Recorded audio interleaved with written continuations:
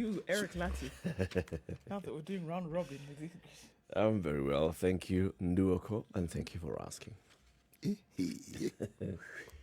Anytime. It is my pleasure to know of your good tidings. Okay. So, are you still doing that experiment of what you eat is what you... Is what you eat. You are what you eat. You are what you eat, actually. Yes, you are. It's not an experiment, guys. I was reading a book. So. And the book So if I ate informed cabbage you last night, how? I'm cabbage. No, it was rice. The key ingredient in this discussion was rice. It's You ate rice. rice, CT. You did last night.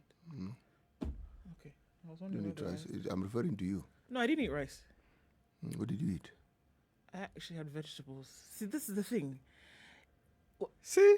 Yeah. I knew. Eric, you're right. Yeah. What? But rice is a vegetable. It is not. Why? So if you eat cabbage, you just a cabbage. If it's not ugali, it's not. It's not Okay. food. Rice is not a vegetable. Oh, sorry, CT, it is not. What is it? It's starch. Okay. In vegetable form. Oh wow.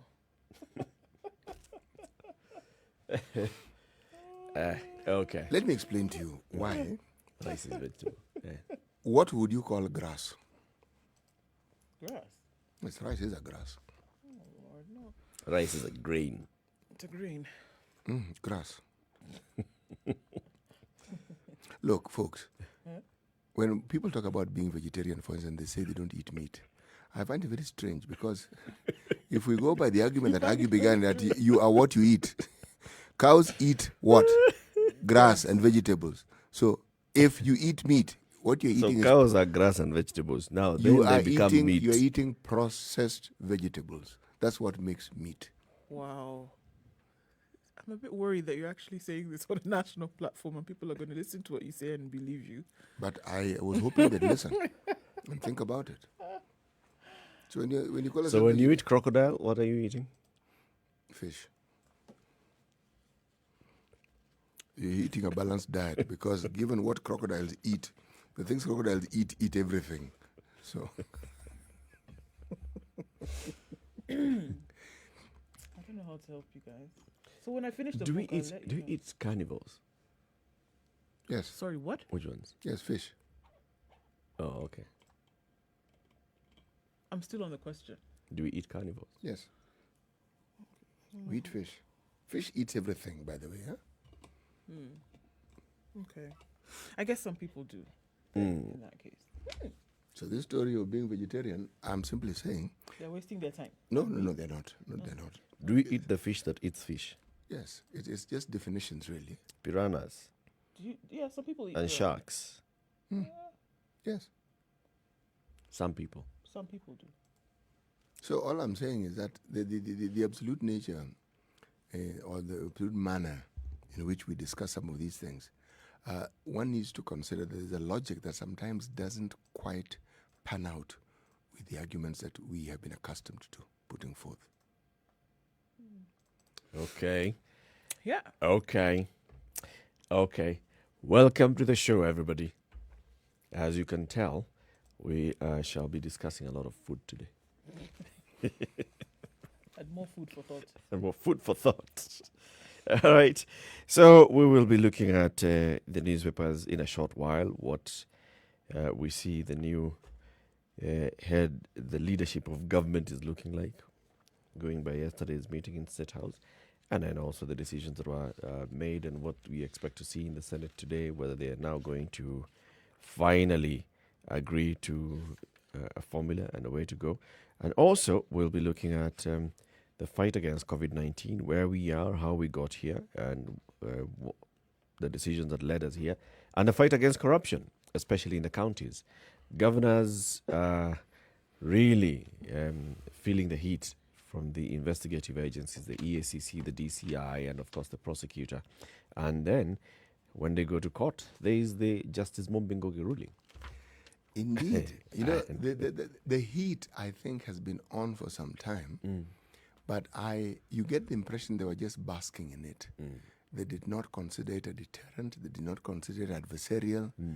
There was no adverse element in it. But now, with what we have seen happening, it actually began with the governor of Kiambu. And then with the recent cases, it's clear now that the agencies, the government agencies whose function it is to ensure that some of these wrongdoings are not perpetrated are being taken seriously. I will actually come forth with an argument that they were basking in some degree of heat before because they had gotten used to that. Yes. Then the degrees were raised a bit, and now they're getting used to that heat. That's what They've found a way to live. Live with the heat. Yeah. Varying degrees of it. Yeah, you And as put they them in go an along- environment of 50 degrees Celsius, and they're like, it's can cold adapt. today. Until they realize that they are the proverbial frog and they're dead. Hiya. They've just been boiling. Okay, anyway, let's begin the show from where we always begin. COVID-19 in numbers. Do people still watch the daily briefings by the Ministry of Health? Oh, they're Yesterday, still it was those, the CS, Dr. Mercy Mwangangi, who was speaking. And what numbers did she give? Where are we at now? So, let's see. Look at those specific numbers now. In Kenya, she noted that the number of coronavirus, the numbers of coronavirus in the country since March rose to 36,301. 96 cases were recorded out of 3,270 samples analyzed within the last 24 hours. So, the death toll unfortunately rose to 634. After 10 more virus-related fatalities were reported within 24 hours. So, yesterday, we looked at an additional 96 cases from a sample size of 3,270. Right? Yeah. So, by all indications, from what we see, the numbers are dropping, no? Yeah. Sorry? From all indications, from what we see, or from what is being reported in the country, the numbers of people with COVID-19 are dropping. I think where we go wrong is when we say numbers drop, because it is relative to what? Relative to previous numbers. Yeah. So even the testing numbers are dropping. The testing Everything numbers is dropping. that dropped a long time ago.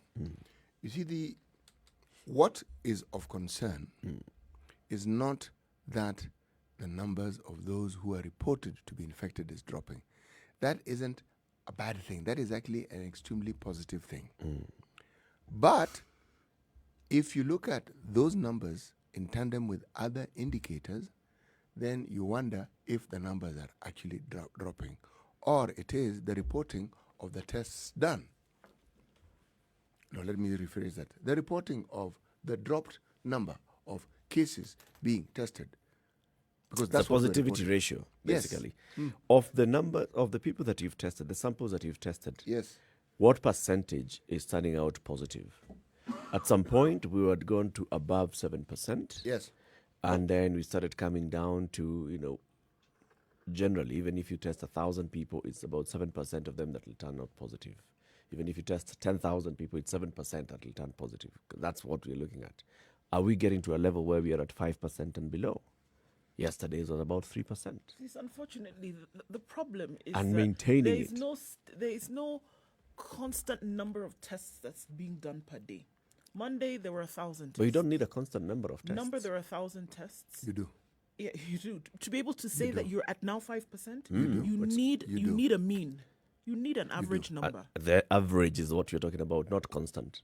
Average number, but you still But you cannot get an average- average if you have 1,000 tests today, 3,000 Doesn't- tests tomorrow. You'll then have the an next average day, of 2,000. 4,000 tests. Yes, Eric, you will have. But if you are talking about what you call prevalence, then the numbers become very, very important. Very important. If 5 people are infected out of 300, that percentage, as you're saying, will be high as opposed to the same number. If you raise it to 300 to 600, you'll have halved, okay, the percentage ratio, as you're calling it. If you take it to 600, so we discussed India yesterday and we talked about the numbers of India. They've hit 1 million, isn't it? Okay. Now, we asked, what's the population of India? Yeah, 1.3 billion. The people they're comparing themselves with are the Americans. the Americans are like a quarter in terms of population. So if the numbers are equal to America or approaching it, the problem is that if you look at the numbers, it's America who have a bigger problem. Yes. As opposed to India. So these numbers, yes, they do play a significant. Yes, when you're comparing those two countries. But in terms of India itself, with the number of tests that they're conducting, they're never going to be able to conduct 1 billion tests, right? So every new day, how many tests are they conducting? Actually, they don't need to conduct 1 billion tests. If they conduct, that's what I'm saying. If they conduct 10,000 tests today, on an average of 10,000, maybe 9,000 yesterday, 11,000 tomorrow, but averagely, within this period of 2 weeks, it's on average of 10,000. What's the positivity ratio within that window? Is it remaining at 10%? Is it remaining at 7%? Is it remaining at 5%? Let me introduce a variable into this discussion that would now give a lot of oomph to what you're saying. It's called randomization. If you're randomly testing, then what you're saying would work. Because it isn't as though you went and chose. Yeah. You've simply decided to... Across the country, Yes. whatever. It'll give you a clear indication. Yes. It will. I guess that's what's happening then in the country. In this country. It's randomization. These tests are coming from across the country, from all 47 counties. The new infections, for example, yesterday's 96 new infections, Nairobi, Kisii, Busia, Mombasa, Uasin Gishu, Kisumu, Machakos, Kericho, Kilifi, Samburu, Nakuru, Kajiado, Kiambu, Bomet, Embu, Kakamega, Makueni, Meru, Trans Nzoia, Narok, Taita Taveta. The randomization comes in with those areas that you've mentioned, telling us how they're going about their testing. If that's what they're doing, and if it's random, then what you're saying would actually have weight. But the truth of the matter is, when these matters of COVID, we don't know. We actually don't know. Yes. We don't know the method that is being used. We don't know the procedure that's being carried out. We don't know if there's a protocol for testing, if there was one that was established, how far it was carried out. Nobody knows. And unfortunately, that... Somebody knows. Let's just keep it at we don't know. Okay. Well, let's put it this way. Somebody may know, but the information that they have isn't in the public domain. So we don't know. Quite a number of people are not aware. But even if that information was in the public domain, Eric, the thing about COVID, there is so much more we do not know about this virus. That really is what causes the fundamental problem and even directs the discussions around COVID. There's so much more. Remember, there was a discussion of surfaces.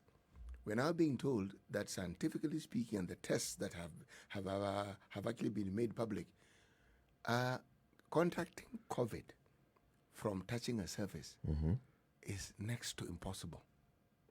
The chances are so slim as to be statistically irrelevant, all right?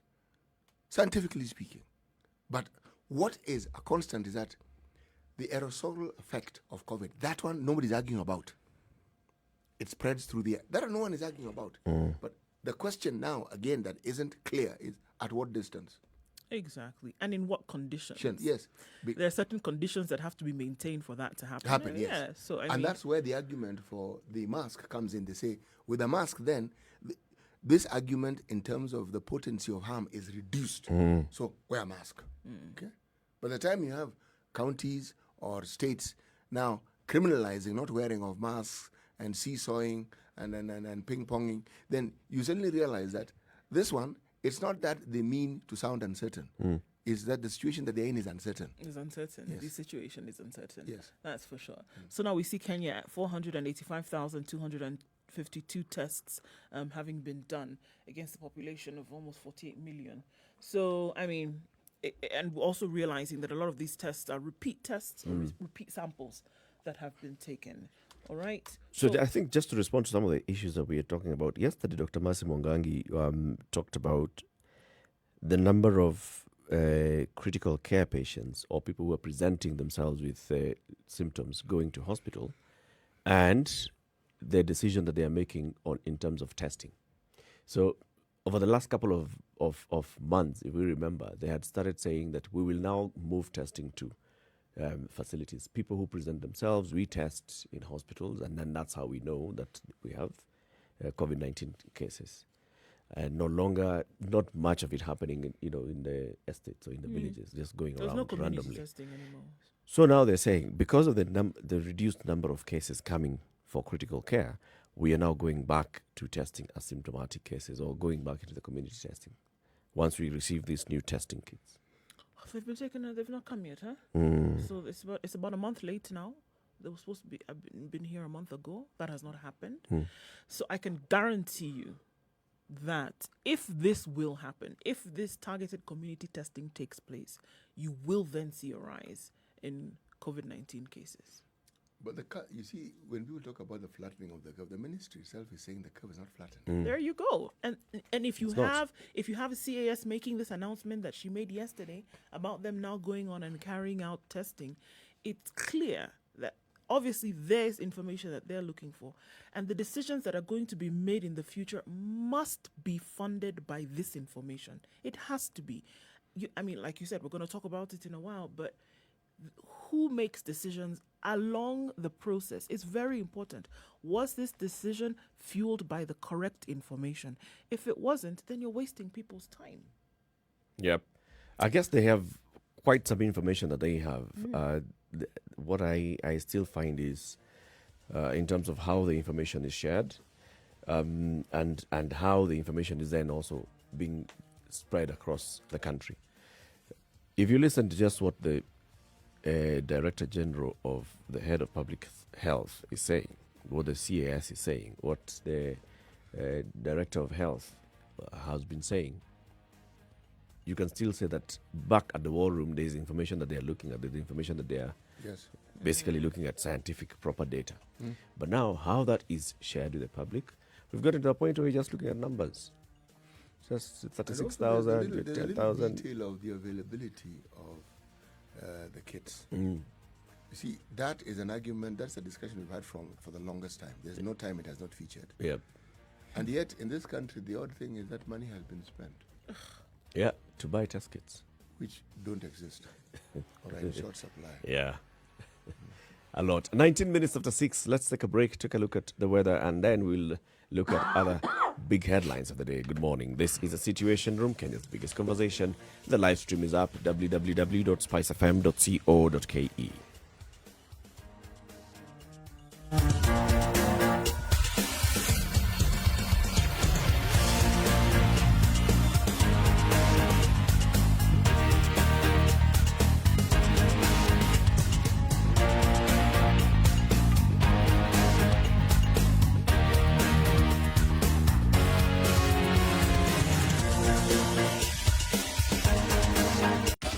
.24/7 around the world, non-stop. This is Spice FM.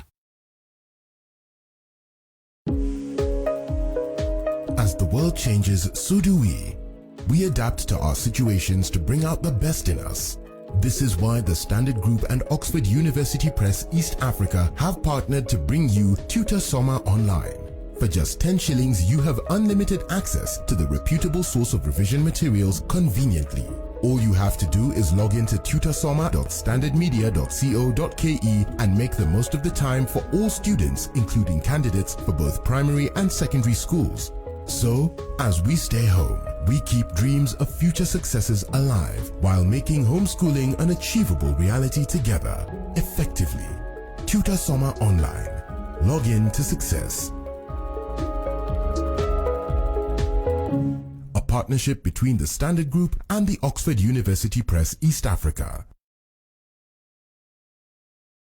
Hey Mom, let's go shopping. No, honey, I have a virtual meeting with Auntie Mary and my friends, eh? But my cereals are over. Get me my phone. And the car keys? No, see, I will just order on Jumbo Pay Market. Simplify your shopping experience. Log on to Jumbo Pay Market and get all your shopping delivered to your doorstep. 13 degrees and clear skies in Nairobi this morning is what the forecast says. We'll see how that changes later to warm up to a temperature of 27 degrees, come down to a low of 12. In Nakuru, clear skies as well at 12 degrees, highs of 26 and lows of 11. Nyeri this morning is partly cloudy at 13 degrees, we'll go to a high of 25. In Eldoret, it's clear and clear skies, partly cloudy conditions to follow later, and then and they give to an afternoon of rain with highs of 22 and lows of 12. It's 19 degrees in Kisumu, highs of 28 and lows of 19 today. And in Kakamega, it's partly cloudy at 16, going to highs of 26 and lows of 14. Partly cloudy conditions in Mombasa at 24. Rains expected soon, highs of 29 and lows of 23. It'll also be a rainy day in Malindi, currently at 24 degrees and partly cloudy conditions, going to a high of 28. Partly cloudy in Kampala at 18 degrees, highs of 27 with showers expected later, coming down to lows of 17. Clear skies in Dar es Salaam at the moment at 21. The rise to a high of 31 today. Looking into Johannesburg, getting warmer and warmer as the days go by. 14 degrees, going to a high of 23 and lows of 11. It's a rainy Wednesday in Lagos at 27 degrees, going to highs of 28 and lows of 24. The rain likely to continue through till Thursday. Let's look into London, where it's 21 degrees and partly cloudy at the moment. Very warm day for London skies. Highs of 27 and lows of 13. Clear skies in Paris at 20. Highs of 32 today and lows of 18. We'll look into Beijing, where it's mostly sunny. It'll change into cloudy conditions later, and the smog is quite low for most cities across China. Highs of 24 today in Beijing, however, and lows of 15. And we'll look into New York, where still Tuesday night, clear skies, however, at 17. When they do wake up, it'll go only to a high of 19 and lows of 14.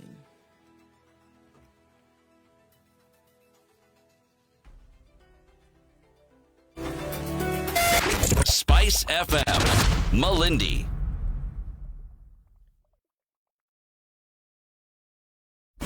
Classic soul, R&B, smooth jazz, neo soul, and nostalgic ballads. Make some noise. Yeah. You're listening to Spice FM. Mature, intelligent talk every morning. Spice up yourself.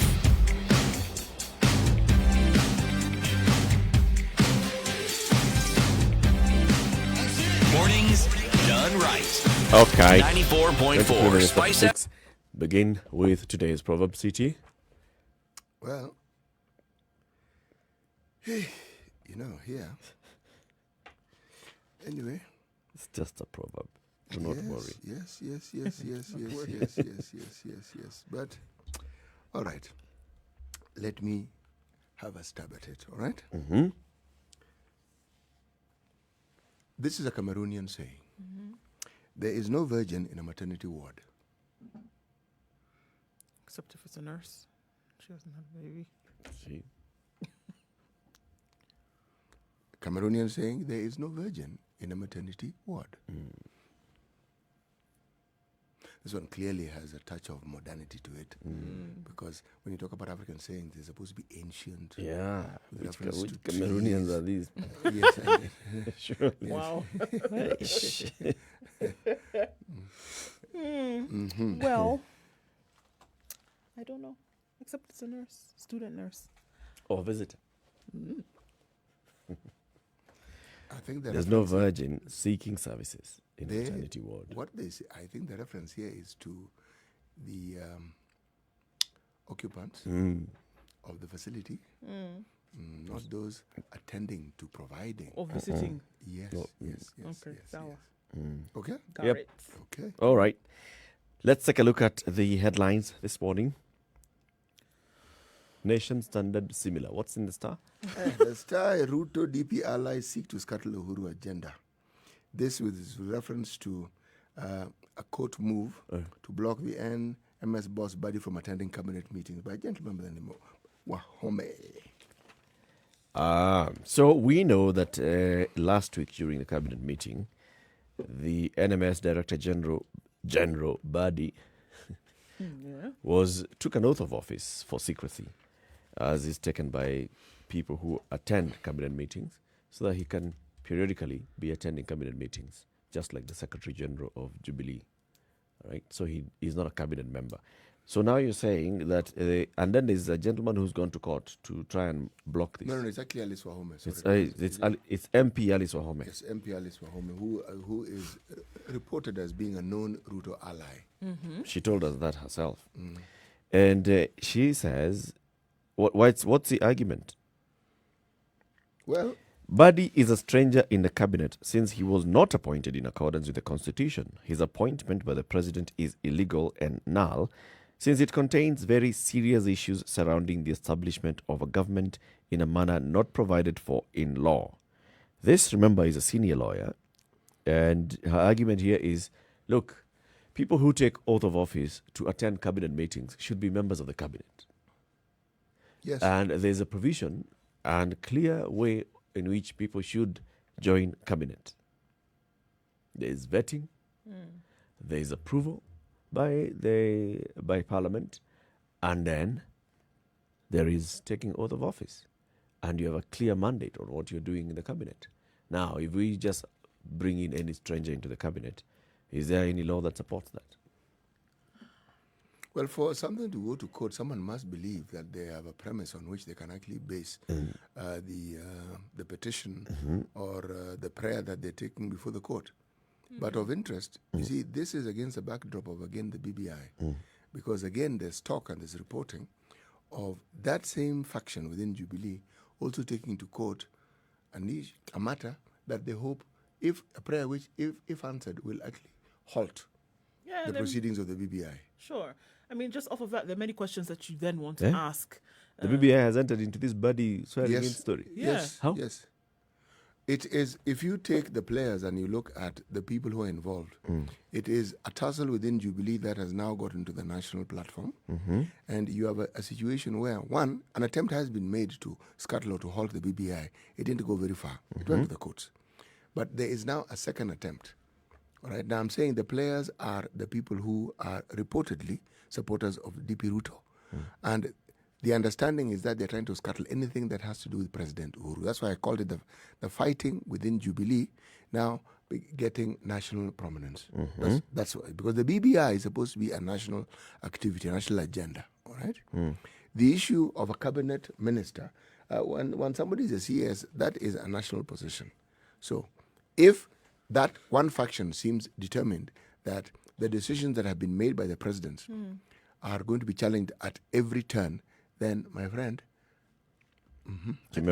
yes, I think you see where I'm going with this one. Yep. Let's see how this case goes, because I think it will be an interesting one in precedent setting as well. Because, if you just think about it casually, there's an issue that is being raised. And this is about people joining cabinet and people going into cabinet meetings and contributing to decisions at the highest organ of the executive. And they are not. So what are they challenging? The process by which the person was appointed? Their attendance. Yes. So are they saying that any time the president issues a sort of decree that he had issues, because this isn't the only one, there are others that have been issued. So are they saying he doesn't have the mandate to do such a thing? I personally think that what we're seeing here is good. When you have a situation where supposedly constitutional matters are brought to the fore and enter the public debate or public domain, it is a good thing. Because one, it educates you. You then begin to understand what the law about these things are. And you also get to see precisely what is actually happening within, should we say, the corridors of power. It is a good thing. Yeah, for people to see And how also, government works. Yes, and the various arms of government then have an opportunity to actually present their mettle, to show us what it is that they do, how they do it, and how it is this relates to us directly. This is not a bad thing. It is a very good thing. It is a very good thing. Wacha tuone vile itaenda. So, the other big headlines now then. So the Attorney General has moved to the Supreme Court, seeking to temporarily stop the hearing of 2 petitions challenging a government directive to have all imported cargo destined to Nairobi and beyond transported by the Standard Gauge Railway. AG Kihara Karaoke wants the petitions suspended, pending hearing of his petition at the Supreme Court. The 2 petitions were filed by 3 Mombasa residents and the Kenya Transporters Association. So what the AG wants is that through litigation, Counsel Nduh Okoh, the AG, in his application filed under Certificate of Urgency, says he has an arguable appeal with the high chances of success at the Supreme Court. I quote, "The arguability of the appeal is based on adoption of exhaustion of remedies in this dispute, whether both intergovernmental disputes and fundamental human rights disputes may coexist and relate."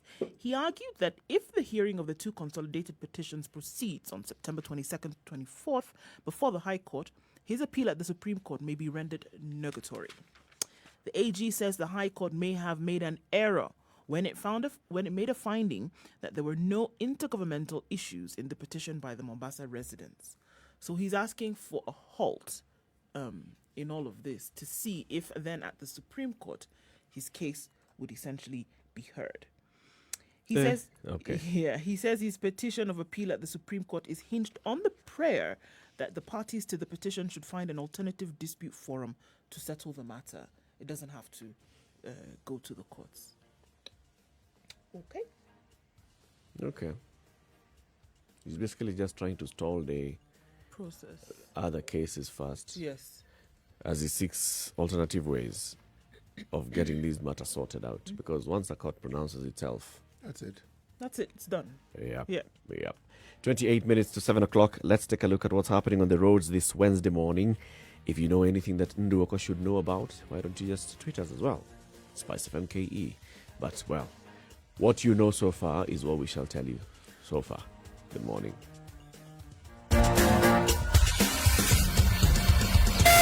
Spice FM, Malindi.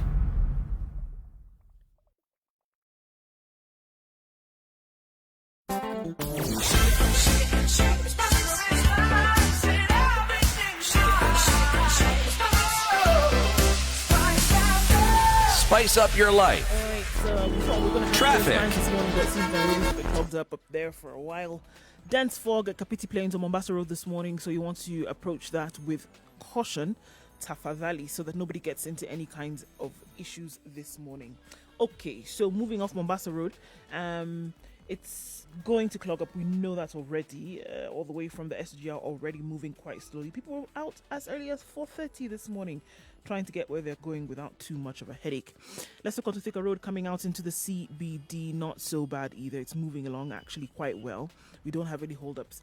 Where we will have drama today is an industrial area. If you didn't hear what we said yesterday, there will be closure of roads. Lunga, Likoni, and then the outlet to Jogo Road all closed from today. We don't know how long this is going to be, but because this is of the construction of the road from single to dual, so there will be some drama there for people who didn't plan in advance, unfortunately. But we'll try to keep our eyes open and see how that may change, or we can find alternate routes for you. Spice of MKE, that's how you can reach us on Twitter. Let us know what you see in half an hour or so. We'll look at what the roads look like and try to make it easier for you to move this Wednesday morning. Spice FM. Spice up your life.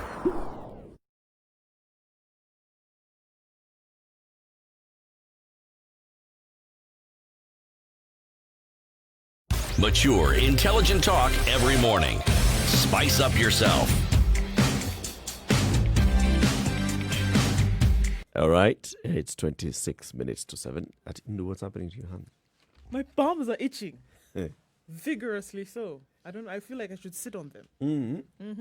What do the Cameroonians say about this city? Well, apart from that little quip about pregnancy and maternity wards and so forth, I think I will need to ask them again. If you'll give me time, I'm sure I'll have a response before the end of the show. All right. But let me talk about something that I do know. An itching palm, hand, sign of money coming your way. Okay. I mean, something unbidden out of the blues is just suddenly arrives at you. Money. It's money. I'll be sure to inform you when it lands. Forget us not, oh dear I sister. can never forget you in my life. Remember, we were here with you when the it palms happened. began. And yes, in tough times. And our role was pivotal. Yes. We reassured you. Yes. What All else did was well. what else did we do? We reassured you. We reassured you.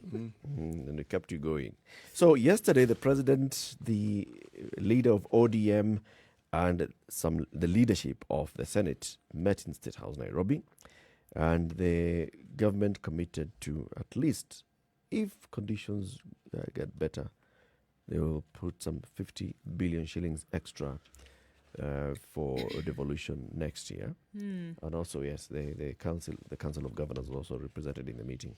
So it took the president and Raila to thaw the ice and provide a way forward on the county revenue allocation formula, a matter that has rumbled the House since July, with claims that debate has been taken hostage by politics So the current amount that, of course, has been agreed upon as the revenue share for the county governments is 316.5 billion shillings. We know that. We also know that there is a formula that was presented to the House last year by the CRA, and this has formed the basis for amendments and counter amendments in the Senate that have not agreed on what exactly happens, because if we go by some of the formulas that have been presented, there are some counties that would not receive the amount of money that they received in the last financial year. They'd receive less, and others would receive more. Now, those that are likely to receive less, of course, have been up in arms. Now, the government is committing that in the next financial year, should things improve, we are going to increase the shareable revenue by 50 billion shillings, which will now, of course, come to 356 billion shillings. 66. 366 billion shillings, yes, I beg your pardon. And this is now hoped that it will help. Make a decision. Oh, okay. Fortunately, some people said no. We understand exactly what's going on here. Why? What are they saying? We're not bowing to this. Well, Team Kenya said that this is just a way to lure us into making a decision that we otherwise would not make, or those on that side would not make. So we're not buying it, in other words. We're not buying this. We're still resolute on what we want to see happening. So it looks like it may not be the solution. It may not be the icebreaker, this 50 billion. But again, we're just going to have to wait and see. But already Team Kenya was up in arms saying, no, we don't want this. So this is, anyway, it's a commitment, and it's not a solid commitment for if things improve, then in the next financial year, it's going to be at least 50 billion shillings more. If things improve. If things improve. So if they don't improve. If things don't improve, of course, we'll look at that and say, you know what, I mean, you've been in this country with us. You can clearly see we don't have money. So we can really not move to 50 billion. We'll only give an extra 15 billion or 5 billion, right? But I don't know how this plays into the proposals that the special committee was looking at. There are several proposals. Remember the proposal by nominated Senator Petronila Were, and the other proposals by Akina Mitheka-Linturi and others, which were even looking at working with the formula as we have. Can we say that the shareable revenue will start at this level, or we increase to this level, and then the new formula applies on the amounts above that? So everybody has to get a share of 270 billion if it's according to Mitheka-Linturi, or 316 billion plus an extra 35 billion that goes into these counties that are likely to lose. Anyway, so this is going to come to Senate today. We will see what they do, what they discuss. Today, they will maybe tell us how they're going to be able to go forward. Right? Yep. They want to continue planning with what they have. Yeah. 4 relatives detained to allow investigation on patriarch's killing. Son of a businessman has joined 3 relatives in police custody, I beg your pardon, over the death of their patriarch. So yes, this was a story that we looked at a couple of days ago. Yesterday, a Nakuru court allowed police to detain Sospita Njeri, who had actually owned up to murdering his father, for 11 more days. The Directorate of Criminal Investigations, in a notice filed on Monday, said detectives were yet to conclude investigations. They had earlier sought to have Kinyanjuri's mother, Jacinta Wangari, his brother, Victor Mburu, and sister, Margaret Thairo, detained in an application made last Thursday. Kinyanjuri said is being held in connection with the killing of his father, Charles Thairo, on the 8th of September. Corporal Samson Tanui, an officer attached to the DCI, said on the night of September 9th, Wangari, Mburu and Thairo went to Mwariki police station in Nakuru East Sub-County and reported having found Thairo lying in his motor vehicle on arrival at their home in Ebenezer Estate in Mwariki. At around 7:30 on that night, he allegedly had head injuries and there was blood on the car floor. So thereafter, finding the son, they realized that, there was a realization of the confession that Kinyanjuri is said to have murdered his father for whatever reason. So the son has confessed to doing the deed. Yes. And so these are the people who've been arrested what? According to the police, they feel that they have something to do with it as well. Kenyanjui know that, or from all reports, Or that maybe he's after said to speaking have to been, Kenyanjui. yeah, he's said to have been involved with drugs for a long time. He's been an addict for a long time. And so after speaking with him, they realized that he was not in this by himself. And that's the reason why the wife and the other 2 children were booked and are being held. Okay? So they've been detained for another 11 days. The case we mentioned on the 24th. And the mother, sister, and other brother also expected to be in court. Okay. According to the Business Daily, headline. Yes. Kenya to borrow 2.5 billion. Hold it. Dollars. Daily Oh, daily. Nice. ahead of Uhuru exit. Okay. Meaning, if the plans the government currently has and what they hope to do and how they hope to meet it is to actually be effected, then we can expect that we'll be borrowing 2.5 billion Kenya shillings daily. I still can't get my head around this billion thing, but I'll get there. This is compared to what? How much were they borrowing before? How much were they borrowing before? Like in the previous 5 years. Why don't I give you the sum total of what is anticipated, then we move backwards. all right? Okay. If the Uhuru government, all right, the power of this particular administration comes to an end in 2022, they will I have like the borrowed. way you said if. Go on. Yes, Yeah. Because anything can happen, I mean. yes. The total amount that we will have borrowed would be 6.1 trillion. That is if we were to implement these manifestos and do everything that the government has planned. Okay, but it's not the borrowing that I'm concerned about. There's something, even when we discuss this thing, we always talk about the huge amount the government keeps borrowing, the sort of people they borrow from. But there's one little detail that is neglected in this discussion. It doesn't come out. When we were supposedly upgraded, economically speaking, to a lower middle income, there were certain low-cost loans that we could no longer then access. That is just a reality. Now, whether that translated into us not being able to access any or all low-cost loans, and that the only option available to us was to borrow from commercial or to access commercial loans is something I'm not certain about. But the amounts that we speak of translate, even now as we speak, not the future in 2022, right now, the minimum amount that we use of all the taxes we collect, half of that money automatically goes to repaying the debts that we already have. Now, Not half. taxes. Yeah, like 3/4. It's more.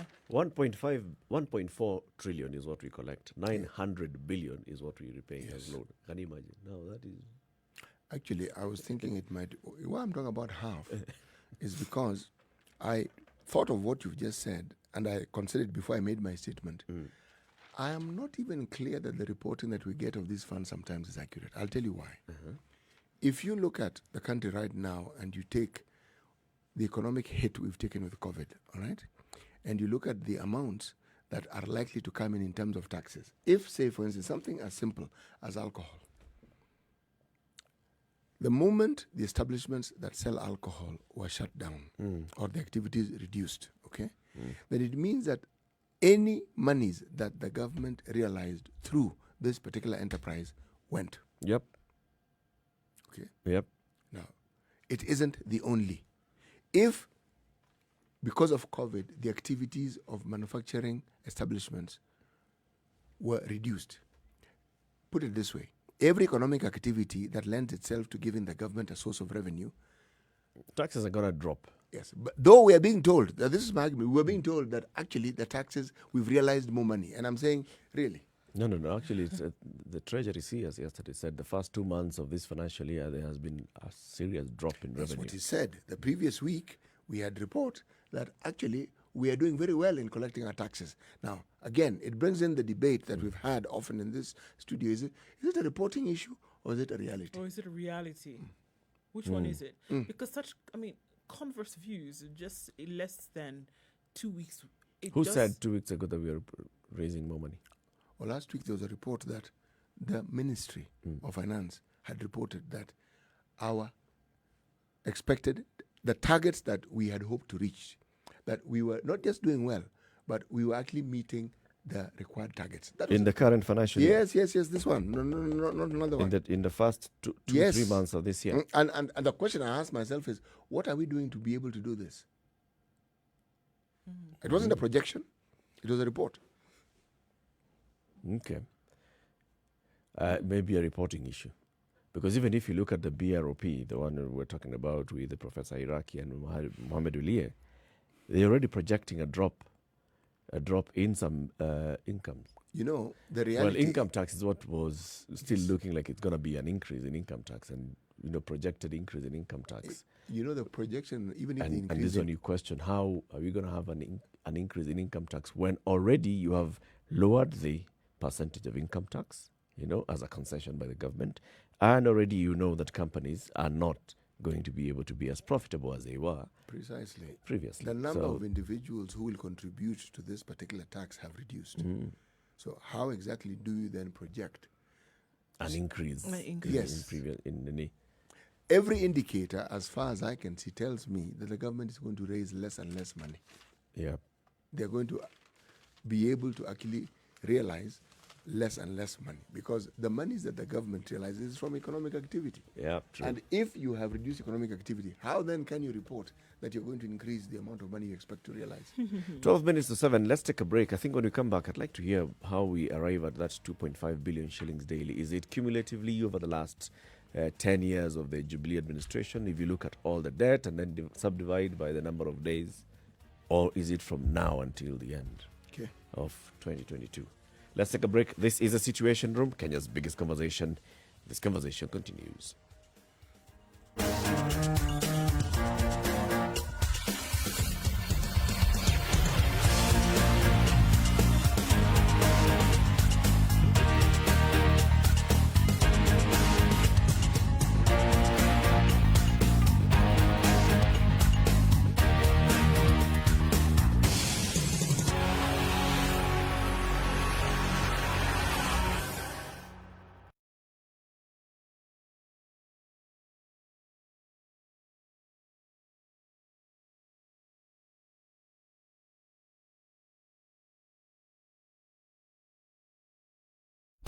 Classic soul, R&B, smooth jazz, neo soul, and nostalgic ballads. Make some noise. Yeah! You're listening to Spice FM.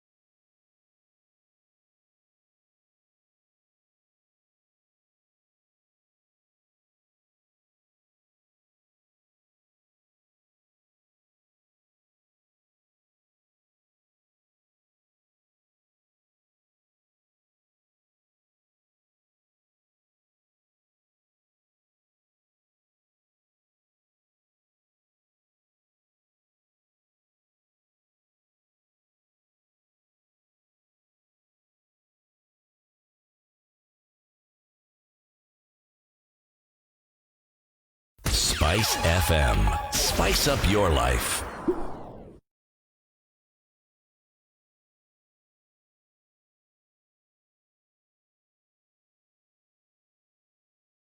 Mature, intelligent talk every morning.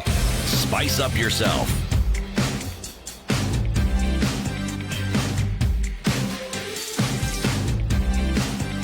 Mornings done right. 94.4 Spice FM, Nairobi. And thank you very much for joining us this morning from wherever you are tuned in. Simon Murakana at S. Murakana says, tuned in from Buyai, Marachi, Busia. Now, I'd assume that Busia is a county, Marachi maybe the sub-county. No, I don't know. Huh? It is. Marachi sub-county. There's a constituency called Marachi. Yes. All right. And Buyayu then would be? No, wait. Are you talking about constituency or are you talking... Oh, it's mixed up. Sub-county is the larger body. Yes. So what is Marachi? What, a division? No, it isn't a division because it's representative of a community or with their own distinct linguistic peculiarities. Okay. Yes. So the area, the name that you just mentioned, what's the name that you just mentioned? Simon Murakana. That's his name. From Buyayi, Marachi, Busia. Yes. Now, Buyayi is what you need to understand. The Marachi are a people, yes, for starters. And the area they come from is also called Marachi. Okay. But Buia, I believe, it would be the sub-county, if you ask me. Yes. So Marachi sub-county. So Buyayi would be like the ward or location. Yes. Or? Yes. Okay. Simon, welcome to the show and thank you very much for tuning in. So, back to the 2.5 billion shillings daily, every day. Well, it goes back to 2013. Okay. Yes. So by the time the Jubilee government finishes with us, is done with us, it'll have borrowed on our behalf 2.5 billion shillings oil daily. Yes. If we look at the Yes. amount of money, Yes. 6.1 trillion by the end of... We're Yes. already at 6 trillion, aren't we? Yes, Oh, well. but you see, not only are we at 6, but if you look at what is actually being discussed and the borrowing that is anticipated, we will not just get to 6. We're heading towards 9. Which is the ceiling. Yes. Yeah. Now, What is the ceiling? what is significant? What is significant, according to the report in the Business Daily, is that in 2013, the Uhuru government actually inherited a debt. That's true. The debt was 1.87 trillion. Only one. But as you can see, they understood the principle of the multiply effect. They have Multiplied it quite significantly so. compounded it So nicely. 1.87 Yes. in 2013. Yes. All right. 7 years later, we're at 6 point. We're actually beyond that 6, to be honest. If you look at not just what we've borrowed, but the things that we've set in motion, which if had we been granted, we would have received. Yep. We are heading more towards 8. We shall be at 8 once we borrow these extra 1 All these trillion things that we shillings. keep talking about and so forth will be at 8. So I'm saying today, today, No, on this 16th let's day, safely discuss it at 6. we are at 6 point something trillion. How many zeros did you say the trillion has? 12? Huh? Trillion. 12. 12. 12. 12. It's a million. Can you imagine? It is. Okay. Let's look at this story that happened in over the battle for Legio Maria. What is going What on with is these the story? fellas? Huh? The death toll from Monday's bloody confrontation between police and Legio Maria adherents at the Got Quare. No, it's called queer. Got Queer. Queer. So it's written Quare, but it's a queer. Yes, Lu is a tonal language. All right. So queer It's- is pronounced queer. It's queer. Yes. At the God Queer shrine in Migori has reached 8, according to the church officials. Yes. Pope Lawrence Kalul, whose faction is headquartered at the shrine, said yesterday that the brutality meted out on church faithful had led to 3 more deaths, while 2 minors were still missing. What is it that happened on Monday? I believe it was the normal leadership wrangles that religious organizations tend to have. Now, the deaths, what I'm not clear about, were they caused by the intervention of the security forces who shot people? Or are they saying that some of the faithful were armed and they participated in activities that led to people dying through gunshots? This was on Sunday? On Monday. On Monday. Monday. Right? Yeah. But for it to happen on Monday, I'm bringing Sunday into the Yeah. discussion. Yeah, Me too, this, that's this why I must have was- started earlier. Yeah. So there was confrontation between faithful and police are called in. Factions of the faithful, police are called in. Yes. The matters faithful- get out of hand. Yep. In short, they get very violent, and then people end up dying. This is supposed to be actually So a holy site. Huh? This is a shrine. Yes, it's a very, very holy site. Yes. So it's It's a place where you go to sort out matters. It's a place where you go to seek solace. So this is an aberration of the highest possible order, that blood has been spilled at the shrine. And true, it's over leadership. It's over who should be in a position of leadership for a certain period of time. If you look carefully, the real argument here will be about money. Yeah. Pesa. It's who has the power. The protracted antagonism dates back to 1990 after the death of Melchior Ondeto. Last month, this gentleman called Adika, and Adika is the Cardinal Chamalengo Ongao. No. That's somebody else. Adika's the leader. Adika, who is Adika now? Adika's the leader. Which leader? Boss. One of the faction leaders. Yes. Because there's a pope. Yes. Okay, so He's a faction leader. He's he went to court. But Oh Adika yeah, is so it's also one a of the pope. popes. So Yes. Pope Adika went to court challenging the legitimacy of Pope Kalul. The Kisumu-based cleric, through his lawyer Thomas Kwanga, was seeking to terminate the appointment of Kalul as a successor and legitimate leader of the church, whose headquarters is in Gotkwir, in Suna West constituency. Did I pronounce it right? That's Migori County. Kalul, a long-serving deputy of the late Ongombe, has termed Monday's incident an attempt on his life by political hirelings out to derail the church's progress. Control. Yes. The two popes. It's clearly a control issue. And who sits in a position It's of another control? Netflix movie coming up. I know. The two popes. He who sits in a position of control also controls the power, controls the purse. Whenever disagreements get to this particular level, it's not just a question of who is more faithful than the other. Yeah. No. This church has many followings, and it also has resources. Yep. And the adherents are many. Yes, so it's understandable. And real power.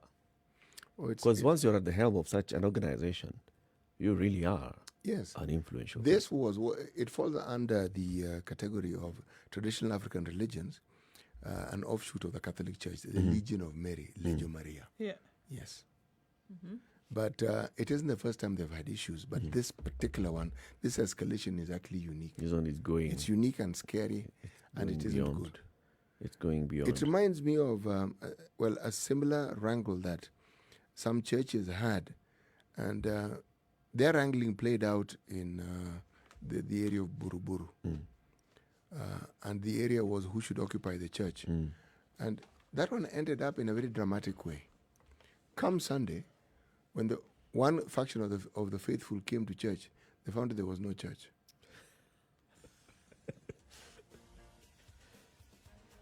And in this case, we're Hakuna talking about kanisa. the physical structure. Yeah, the building had ceased to Gone. It was exist. kaput. Gone. Okay. Well, keep it right here for more conversations. This is the Situation Room. It's Kenya's biggest conversation. In the room is CT Muga, Nduh Okoh, and Eric Latiff. In the next hour, we look at the fight against corruption. How many governors have taken plea in court, have been taken to court and taken plea? We just counted here and we found 6, including one former governor. And also about how many? 17 or 19? 17. 17 that Grilled. have been summoned and Total. grilled by the Summoned and EACC. grilled by the EACC. Well, that's coming up in the next hour. Good morning. It's 7 o'clock.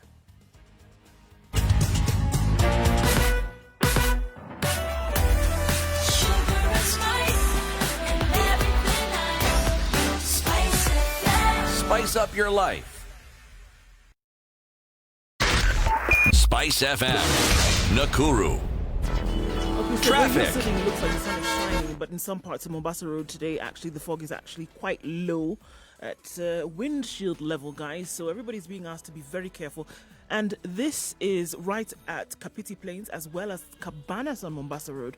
So everybody's going to be moving with a little extra caution this morning and a bit slower than normal because we want to avoid as many accidents as we can. Yes? Yes.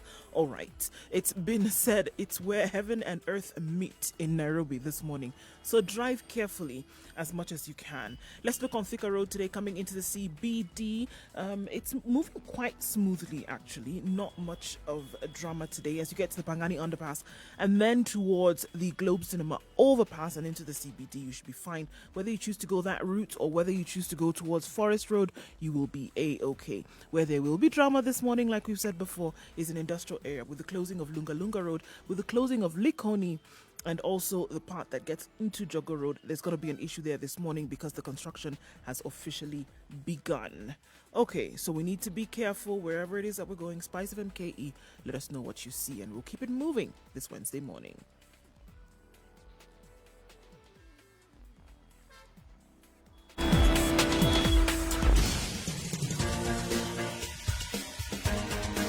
This is The Situation Room, the home of hard-hitting political commentary and penetrating insights about the state of the nation. This is a talk radio experience like no other. The Situation Room, a place for hard truths, debates, and elevated conversations. The Situation Room, witty, political, engaging, deep, controversial. In the room, we have C.T. Muga, researcher, academic, seasoned political observer, a fountain of wisdom in these politically uncertain times. Nduh Okoh, Nigerian by birth, Kenyan by choice, communications expert, Pan-Africanist, a truth seeker and believer in people power, and Eric Latiff, agent provocateur, the man in the chair, seasoned journalist, news hound, a man who believes in punching up, not down. This is The Situation Room. Indeed, the only there's way no to other start way your day. to start your day other than tuning into Spice FM. This is The Situation Room. It's Kenya's biggest conversation. For the next 2 hours, we are also live on KTN Home. I'd like to say a very good morning to our audience on KTN Home. We're also live on www.spicefm.co.ke and Spice FM KE on our social media handles, YouTube, Facebook, Twitter, and Instagram. So let's talk about this fight against corruption. And as we were looking at the newspaper headlines in the previous hour, we also touched on this. The war against corruption has gathered steam.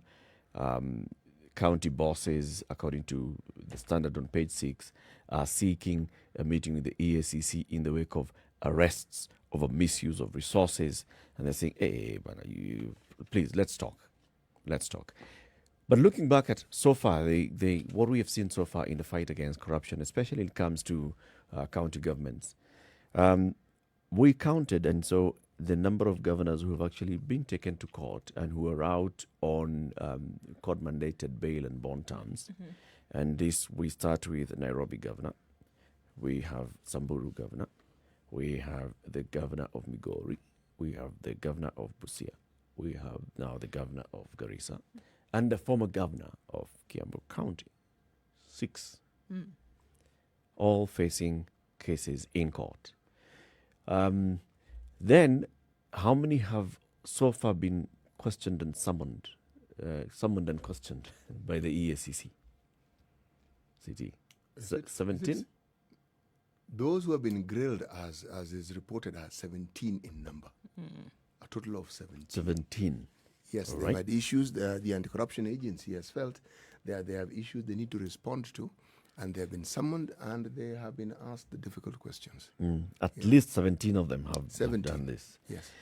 And we know that at least for those that have gone to court and they are out on bond, the Justice Mombengoge ruling comes into effect. Mm-hmm. And Justice Mombengoge directed that once you have taken a plea and there's a case already proceeding in court, then you are barred from accessing office.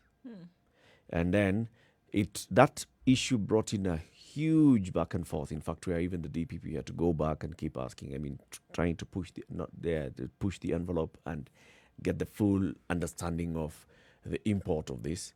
Is it barring from accessing the physical office, or is it barring from conducting his duties as that officer?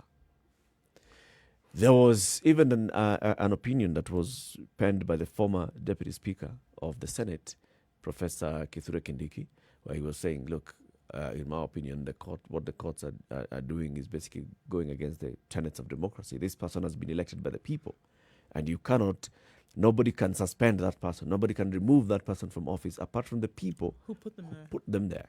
So, but the ruling still stands that you are barred from accessing office. We have seen what the governors have been doing in the last couple of months. Yes, you are not going to access the physical office, but you're still discharging your duties. So you'll summon your CECs to a separate place, you'll hold meetings, you'll issue instructions, you'll sign whatever needs to be signed, you'll present budgets if they need to be presented. You'll approve the budget. Basically, governors are still in office. They're just not going to office. So, I mean, so if we're asking the question to that, this ruling, was it put into, or was it established to deter others from corruption?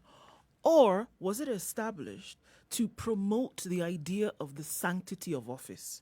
Because that's what I see it as. Because if we're saying that it doesn't stop anybody from, expending their duties as governor or as any other office holder, it really doesn't. People are holding meetings in their homes. People are holding meetings in other adjunct offices that they have in other locations. They're still carrying out their duties as per office. So for me, when I see this ruling and I look at it and I see what has been happening as a result of after the ruling, it was that it's to uphold the sanctity of office, to say that if you are then linked with any kind of misappropriation or abuse or mismanagement, that office bears with it some kind of constitutional sanctity that you being there would essentially taint if you have been charged. An office here is? This is the thing where it building. This is the thing where then it then holds a little bit of an oddity and absurdity for me, because this is what we're talking about. The building itself, you going there and interacting with individuals, doing things within that office is what would taint the sanctity. However, you can still carry out your duties. What are the offices meant in for a different location? Which offices? I mean, when you're talking about constitutional offices, you're Right. not talking about a building. But let's talk about the building. Why do we have to meet in buildings? Why do we have parliament? Why do you have the president's office? Why do you have the deputy president? Why do ministers have offices? Why? Why do we have these offices? Because you need supposedly a neutral institution within which the duties can be discharged. And some sense of officialdom as well. It is, yes. As long as you have entered this office, which is clearly the governor's office or the president's office, the deputy president's office, the minister's office, you are not visiting CT. If it's the CS or the governor. No. You're basically visiting the holder of that office. You're visiting the office itself. And it's a public office. Yep. And whatever decisions are made there are official decisions. Yes. But the decision is made by the individual on whom the power to do these things is entrusted. You see, if you look, for instance, at how it is the members of parliament of the National Assembly got to have their own offices, it was, again, with the understanding that being in Nairobi, they had enormous difficulties discharging their duties to the constituents who were in Nairobi.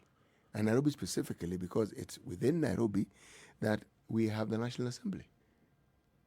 So along with other considerations, the building and the offices were put up. Of course, alongside a gym and other facilities, but nonetheless, the offices were put up. Okay.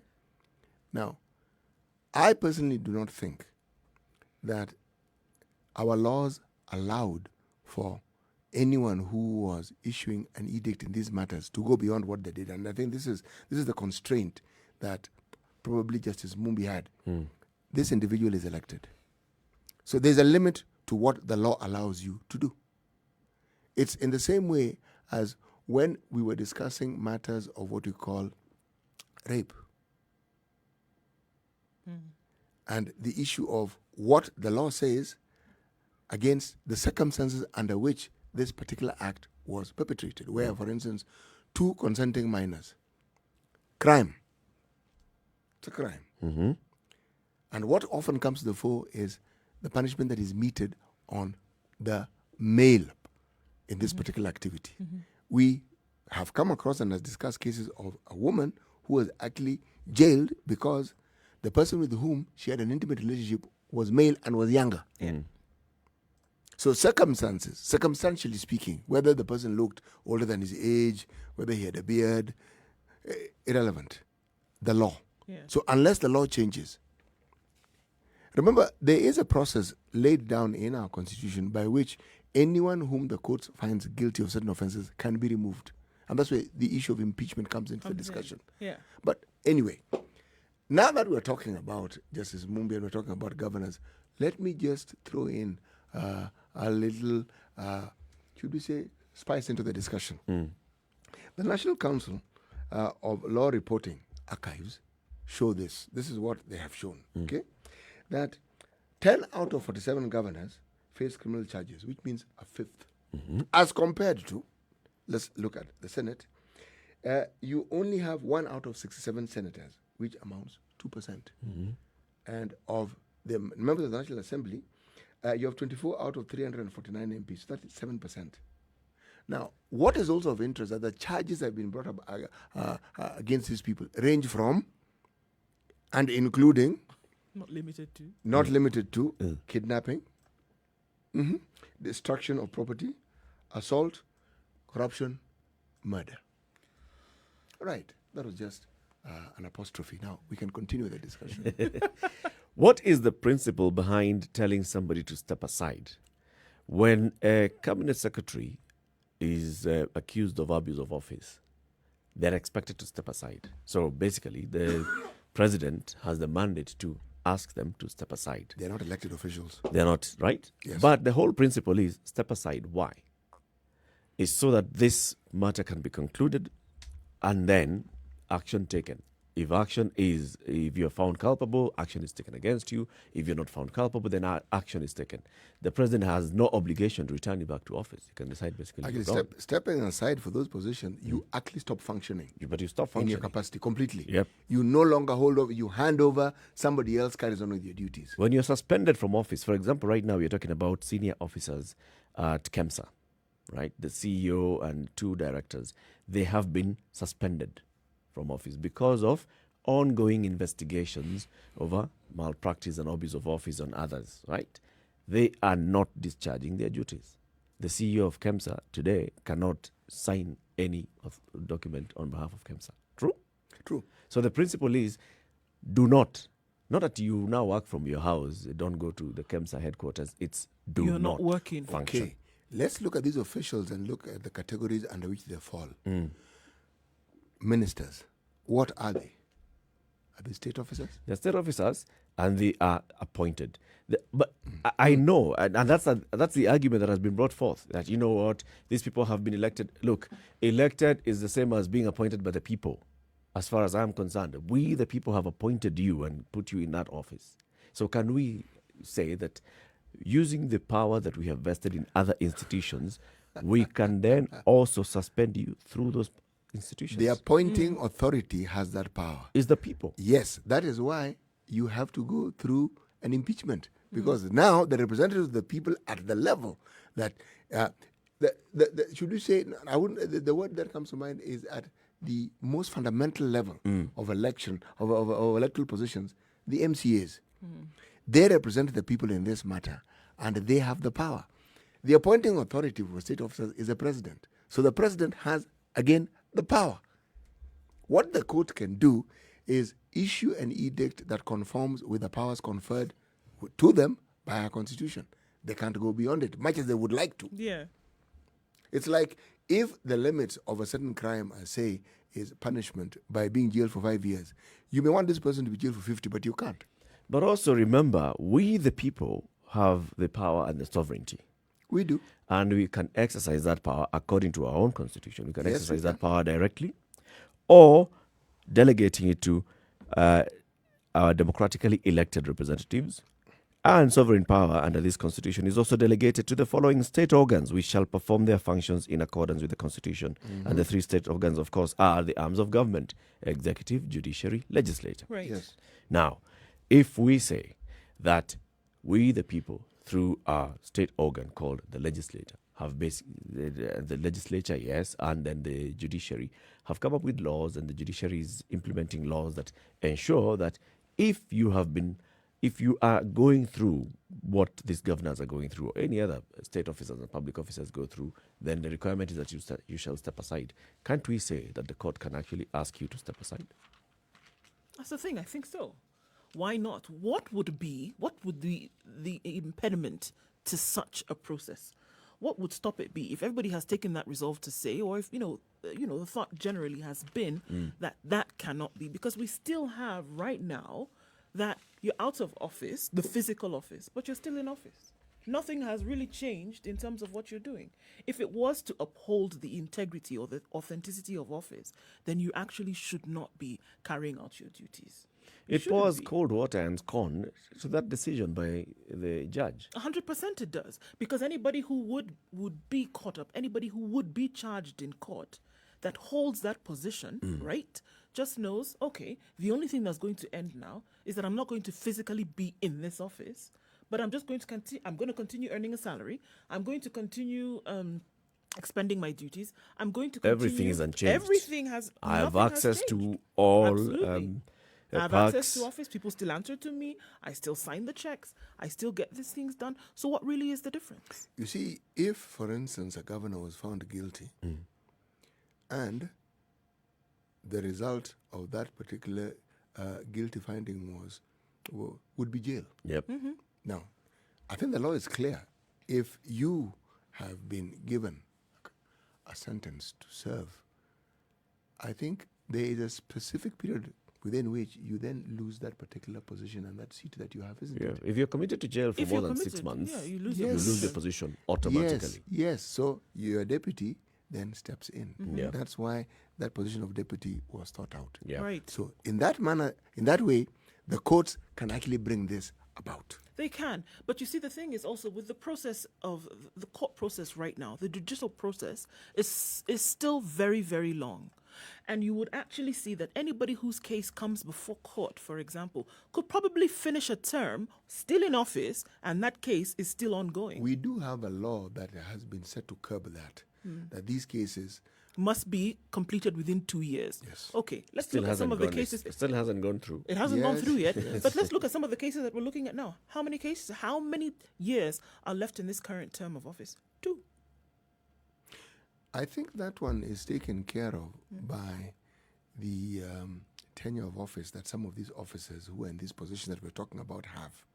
So whether this particular government is no longer in power, it shouldn't influence, it ought not to influence adversely the outcomes of the process that had been set in motion.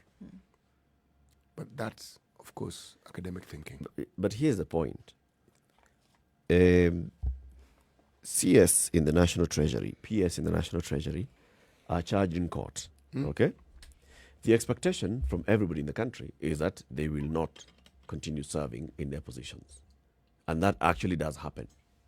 They are suspended, That's it. right? They're no longer in office. And in fact, in the cases of these two, they are completely removed from office. The president appoints a substantive CS and another PS.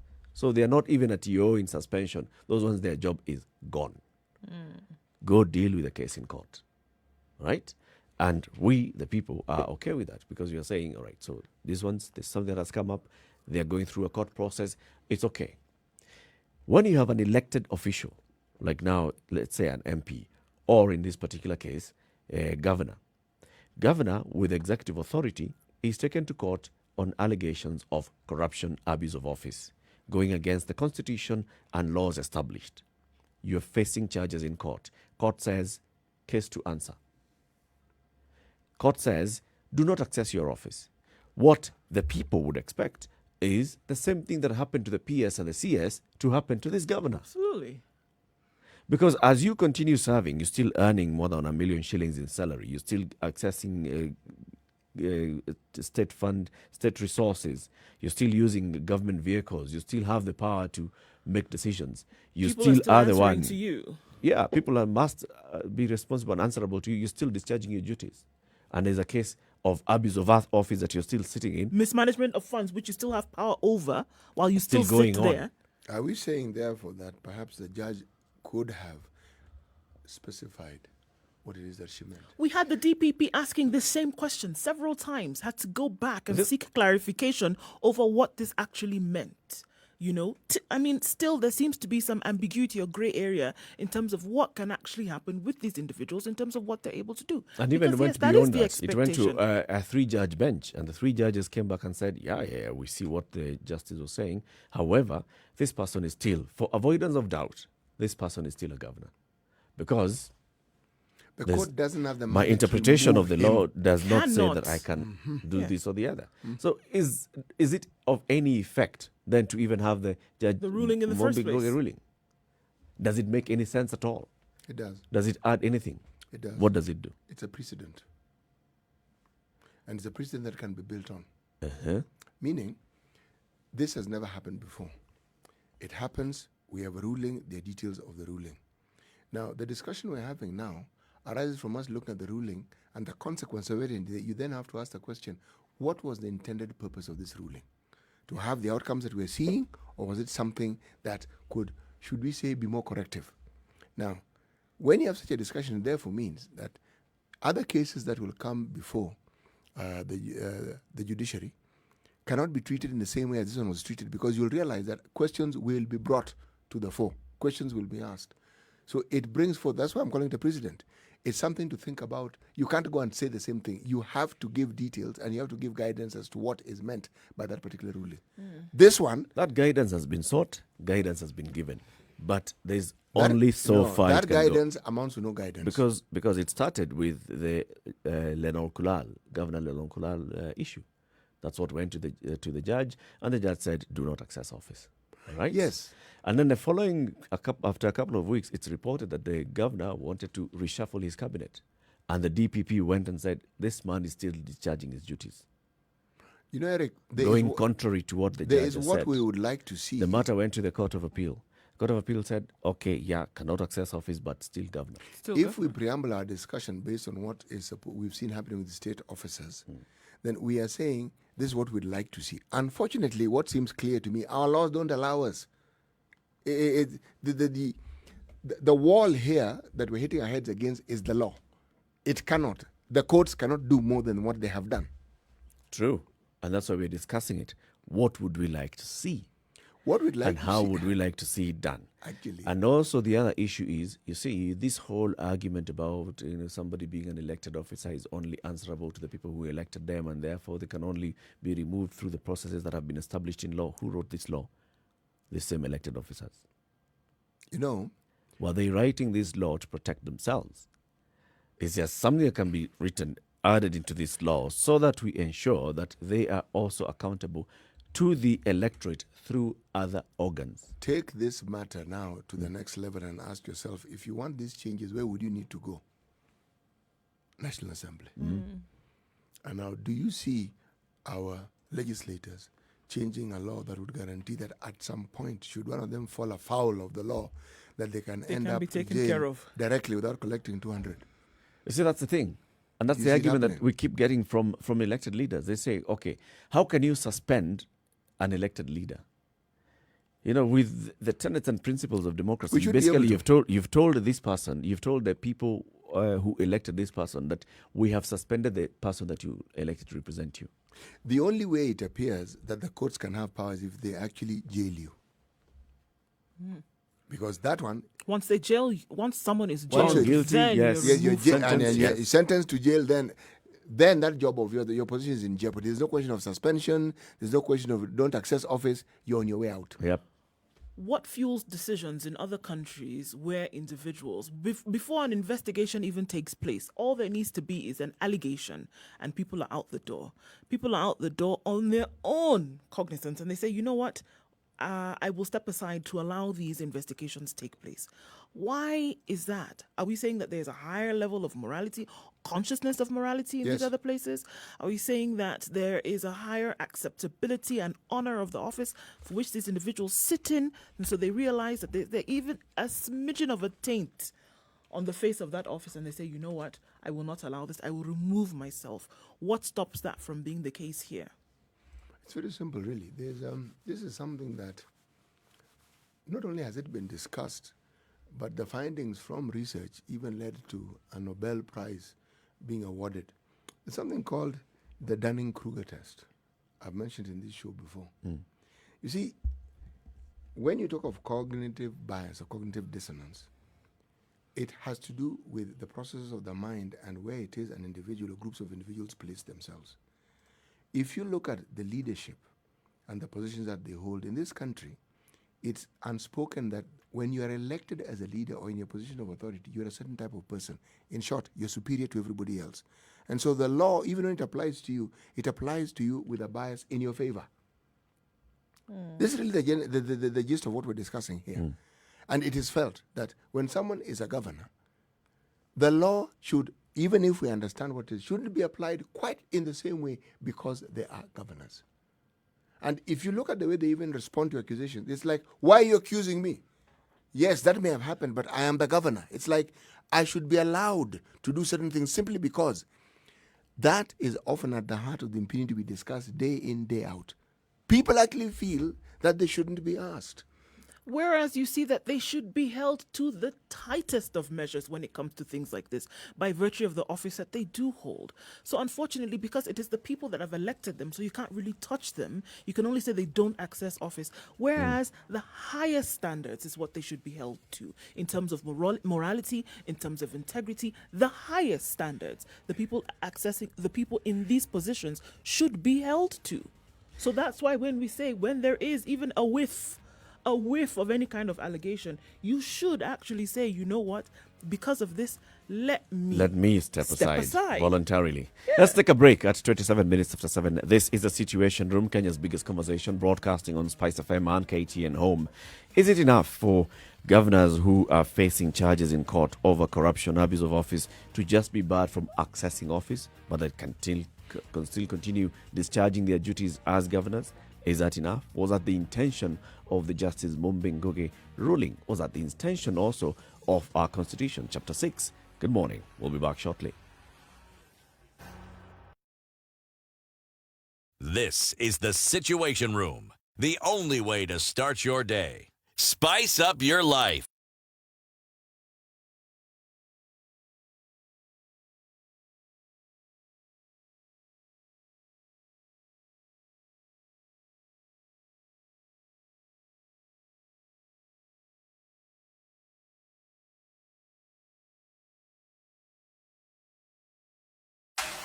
The weather with Spice FM.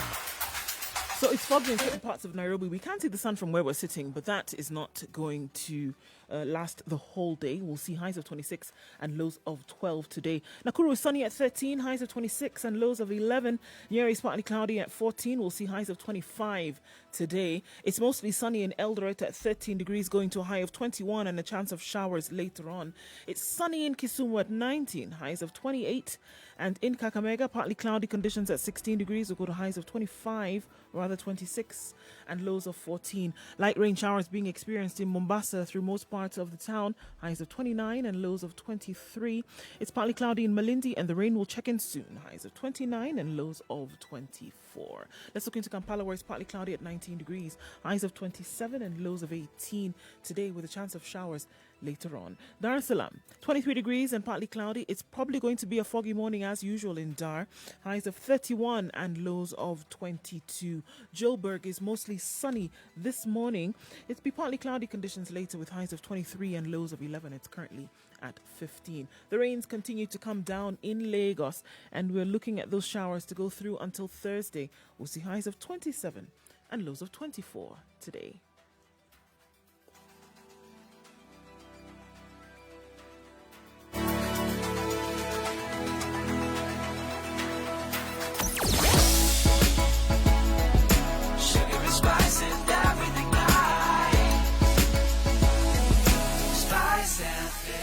Spice up your life. Right, so the fog that we see quite low on different parts of Mombasa Road today is going to be the showstopper, show being in terms of moving today. So it looks like we will see that it'll open up in a short while. And on Magadi Road today, it seems that baboons are the ones that are making sure that traffic is flowing quite smoothly. That's an interesting sight for you to see as you make your way into the CBD today. Yes, it is. All right, looking at other parts of the city, coming in from Thika Road, slight traffic, but it's not too terrible. Coming off of Langata Road and off of Ngong Road as well. Coming out of Westlands into the CBD, where everybody converges, looks like it'll be okay, not too bad. We understand that things are looking quite the mess in industrial area as well. So it's going to move very slowly, and you're going to take some time to get out, but you need to be patient. Spice FM KE, if you're stuck somewhere, let us know. The eastern and southern bypasses up and open for now. Let us know if you get stuck somewhere, or if you find an alternate route wherever you ply.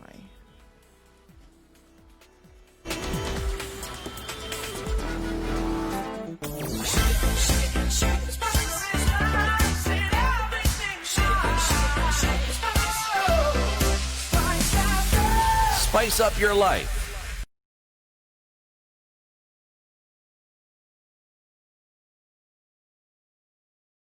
Mature, intelligent talk every morning. Spice up yourself. 29 minutes to 8 o'clock. Thank you very much for tuning in to the Situation Room. This is Kenya's biggest conversation, broadcasting on Spice FM in Nairobi, Mombasa, Kisumu, Nakuru, Eldoret, Nyeri, Malindi. We're also live on KTN Home for the next 2 hours. And in the room is CT Muga, Nduh Okoh, and my name is Eric Latiff. So, Governor Korane was the latest governor. Ali Korane of Garissa is the latest governor, barred from accessing his office after he was charged with mismanagement of 233 million shillings. He becomes the sixth, if we count Governor Waititu into the mix, former Governor Waititu. So the others are, there's the Samburu governor, the governor of Busia County, the governor of Migori County, the governor of Nairobi County, and the former governor of Kiambu. Before he became former, he had been barred from accessing office. Now, the question that we are asking this morning is it enough to just ask them not to access office? Because what we have seen is that, yes, they are not accessing the physical office, but they are still discharging their duties of that office. Is that the intention of what Justice Mumbingoge had in mind when she was saying, you know what, once you have been charged with abuse of office, then you ought to sort of step aside? Brings in that other argument of the democracy and what we expect as something, upholding democracy. You have been elected directly by the people. Who has the power to remove you from that office?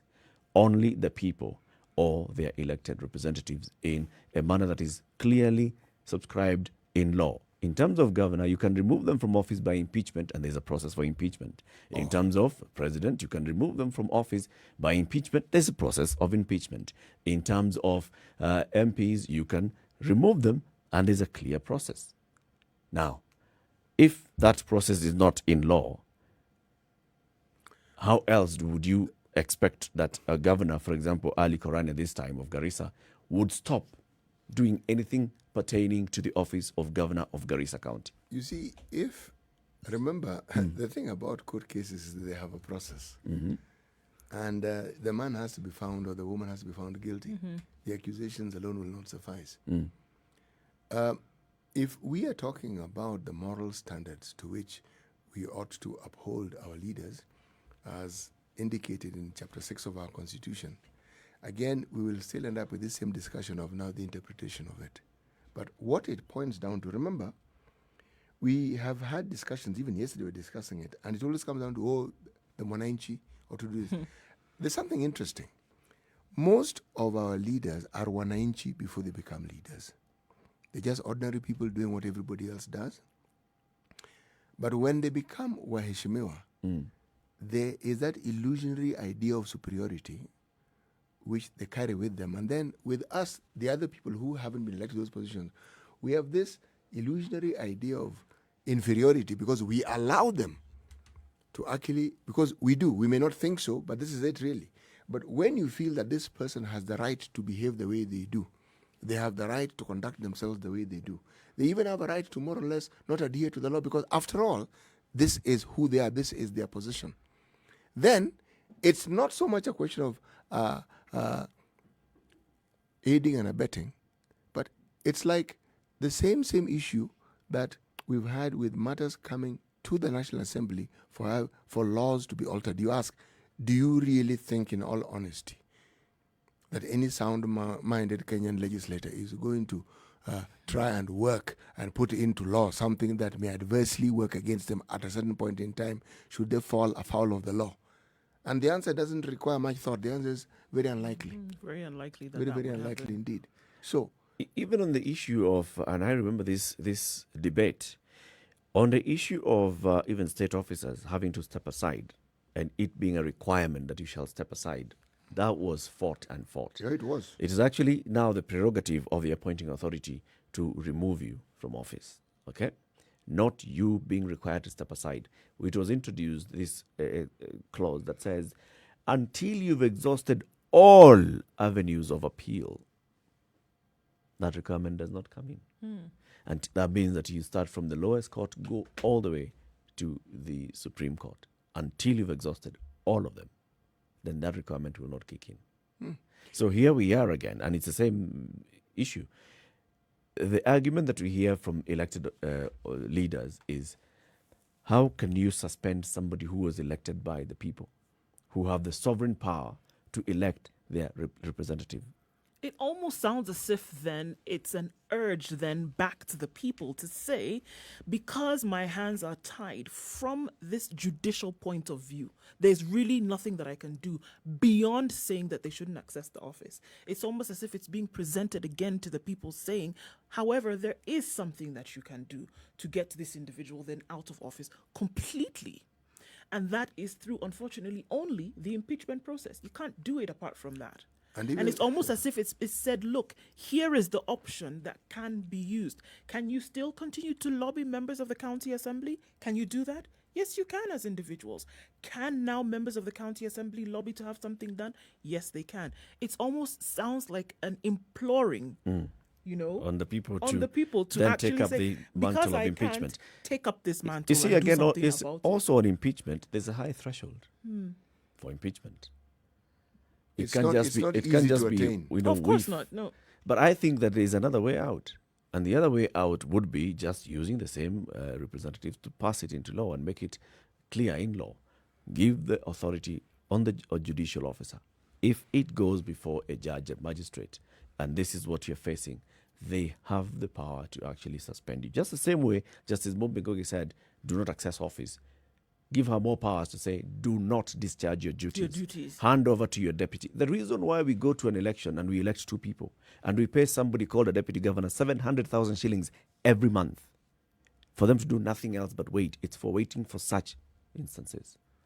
If a governor has gone to court, for example, now Ali Korane went to court, charged 233 million shillings and other charges, the judge says, all right, you're out on bail. I'm giving you this bail.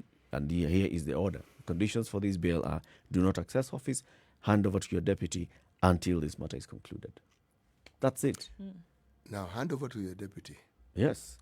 Is that what Justice Ngugi decreed? Nope. No. Nope. She can't. She cannot. You see the difference? At this moment, she can't. But you see, in this case, it would be I'm that saying those we same make officers, it, we put it in law. Those same officers would be in a position to put it in law to say this same judge who can only go so far, or any other judicial officer can only go so far, now extend their power to allow them to say, don't just not access office, also do not discharge your duties. But that power then must be given to this judicial officer by the same individuals who are then in the legislature. They have to be the ones to do it. And you see this happening. That was my next point. Yes. It with is sufficient pressure. with from sufficient pressure, it can happen, and that's what I'm saying. the owner of sovereign power. We the people. The owner of sovereign power indeed has the power within the constitution, but the owner of sovereign power in reality is a poor person. And poverty, by its very nature, hinders, limits certain capacities that you may have. Not that you innately don't have it, but the process of making those decisions do not become a priority to you. You know, we've already given the elected representatives that power to actually make a decision and the expectation. Here it is. According to the Constitution on Chapter 6 on leadership and integrity, the principles of leadership and integrity would include objectivity and impartiality in decision making and in ensuring that decisions are not influenced by nepotism, favoritism, other improper motives, or corrupt practices. Okay? Selfless service based solely on public interest, demonstrated by honesty in the execution of public duties and the declaration of any personal interest that may conflict with public duty. Just looking at those two, right? I'd say that just for the fact that you know you are discharging your duties solely and basis here being the public interest, that you're doing this honestly, executing public duties with all honesty. Today, CT, you are not an elected official. No. All right? Let's assume that in 2 years' time, you come and seek a vote from the people. Right? Like you said, before you become an elected official, you're first a Monanchi. So as a Mwananchi, if as a Mwananchi you sit back and you see this is the best way to go, the best thing to do is to ensure that for us to fight corruption properly, we ought to pass this, add this into law. You know, I will Forget about yourself. Look at what is it that is required. What's in the best interest of the public. Eric, all that is true, and it will be foremost in my mind before I actually ascend to that position that the election will have provided for me. And I will ascend to that position with the same mindset I had before I got there. Then a quick transformation process will begin. Because then I will realize that I am a Mheshimiwa. Then I will realize that I am not an ordinary human being. Then I will realize that so long as this thing works for me, Let's keep at it. Yes, and it works for the others, just because it works for me. So long as it is good, and so long as I see it to be good, then my constituents have no option but to see it as being good. What am I saying? I am saying that the transition that takes place from the time someone is actually presenting themselves before the electorate and from the time they then get to those positions and then start their role, there is a huge transformation that takes place. And whether they are MCAs, whether they are members of the National Assembly, whether they're senators, it's the same. Even people who are state officers and who are appointed, they are one thing before they get to those positions. And when they do, they change. And the changes are usually for the worse. They're inaccessible. They don't do what they're supposed to do. And you know, this is where I do agree that the holders of this, the promise keepers in this case being the people, should be able to lobby quite heavily so to get these kind of changes made. Let's just look at examples of other countries whereby it is unheard of. You don't actually dabble with this thing, because that's what we're doing right here. You're doing this dance with whether it's okay or not, and the law is not powerful enough to stop these kind of things from happening. So anybody who is caught in a case, anybody who is charged in court also realizes, all right, that's fine. They also realize that the strength in the law is not sufficient to move them from that position. They will not take the decision on their own to step aside when something like this happens. They must be pulled kicking and screaming in this case means a jail term. Other than that, nobody's going to go anywhere. But you can imagine a situation where the law was strong enough to dictate until it's something that is so widely accepted that you know and you live by it, that something like this happens, you move. There is no debate. There is no maybe can I try. There's nothing like that. It is clear what is supposed to happen. But that is something that must be entrenched in law. And how can it happen? It's got to be lobbying at the very basic of levels. It's got to happen from there. If it doesn't happen, we're going to continue being in this thing where people are going to be able to tamper with morality or play a kind of tap and go with it. Shall we try? Shall we not? And then we're going to be complaining for so long. And you're going to be continually dealing with these issues whereby we say, okay, yes, somebody mismanagement of office, but until you actually lock them up in jail, they can continue doing what they want. It's almost comical to think about it. It is, because if you consider the reason why these people have been taken before the court is that the very duties that they swore to discharge, they are not discharging. It is clear that, in fact, what they are in effect doing is the complete opposite. Yes. So, in reality, what you're saying ought to be the truth, and it ought to be the lived reality, in that you stop discharging those duties, because you've demonstrated clearly you can't discharge them. But I'm holding a spanner here. Even if it's not proven, and that's what I'm saying. Before fire comes, you see the smoke. You can smell it from far. So even if it's not been proved, there could be an element of truth or reality in it. And that's what I'm saying. The smoke is enough for you to say, all right, let me step back. So shall I throw in this spanner? Eric, that thing looks more like spanner a pliers, number 12. Yes. We got 12 spanner into these works. When you say the smoke is enough, and then you look at, just the principles of justice, innocent until proven guilty. That's number one. The other one is the issue of politicization of the war against corruption. If you just use those two, then you bring in that other argument that, you know what, if we just say that you go and take a governor to court and you're taking them with accusations, trumped up charges, corruption, accused of stealing 10 million shillings, not even a big amount. It's 10 million shillings that he can pay cash if he wanted to give you that. And you take him to court, and just for that one charge, then he's expected to stop discharging his duties. He's expected to stop earning a salary as a governor. He's expected to hand over to his arch nemesis, who was his erstwhile supporter and partner, the deputy governor. Are you not going against that natural justice? Nobody said you're guilty. Yeah, not yet. But everything that you've done is as if you're treating me as if I'm guilty. Treating you as if. By the way, Eric, that is true only if you don't take into account that by the time you are being taken to court, there is assumed sufficient evidence. There's a threshold that has yes, been met. that this person, there is evidence to show that this person has actually perpetrated this. Now, what the court then does is to actually prove whether this is so, and you're given an opportunity to defend yourself. What the court does is it gives your accuser an opportunity to prove that what they have is sufficient against you. It doesn't mean that just because they took it to court, it's sufficient. No. That's why there's a judge who will sit and determine whether what your accuser is actually bringing before the court is true. The determination of sufficiency is at both ends, because the office of the prosecutor also believes that they have met that. By the time they're taking the case to court, remember the number of cases that we've had where we told, no, this one is not going to fly. Yes. It doesn't make sense. Make sure that it's sufficient. These people, they're all lawyers here. It's true. Yes. It's true. But the power is only given to one officer here. Yes. And this is the officer in the judiciary. That is the one who will listen. Who determines now? Who will listen and determine that what you have brought is actually sufficient. Because in the opinion of the prosecutor, they have sufficient evidence.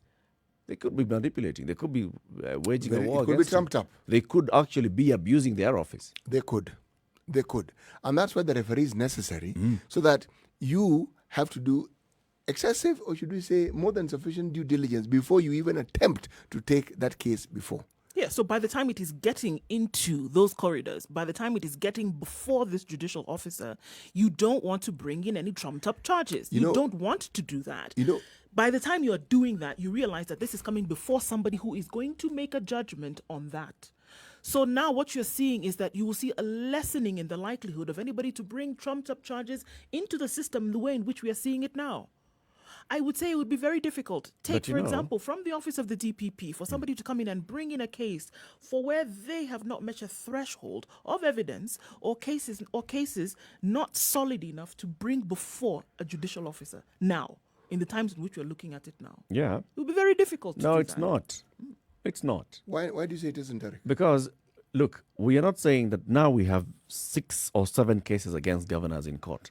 That because the DPP has chosen to take these 7 cases in court, he believes that he has airtight evidence. It's therefore going to be proven that he has airtight evidence. No. He may present it before court, and the judge will rule that you brought in insufficient evidence.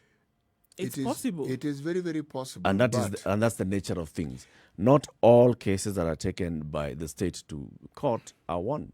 Very many times you hear judges saying you brought insufficient evidence.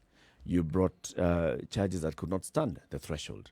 You did not meet the threshold that was required for producing evidence. May I then pick up this spanner from where you dropped it and say that in as much as there have been accusations that there are judicial officers of the law who have, it has been argued, have brought up trumped-up charges, then let's take this further and talk about influence of the bench.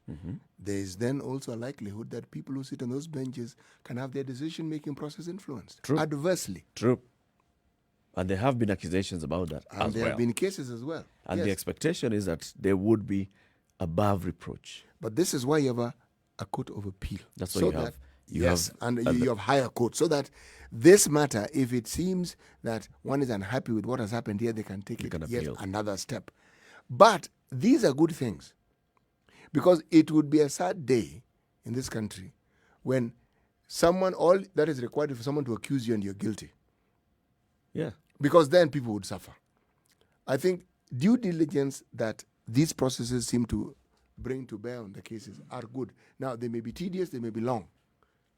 But for me, that one step is all that is required.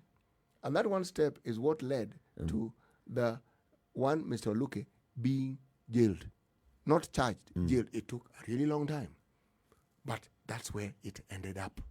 So, for me, there's light at the end. In fact, very, very bright light at the end of this tunnel. It means it can happen. But here, you see, now in the case of the MP Oluke, went through the whole process, was found guilty, was sentenced.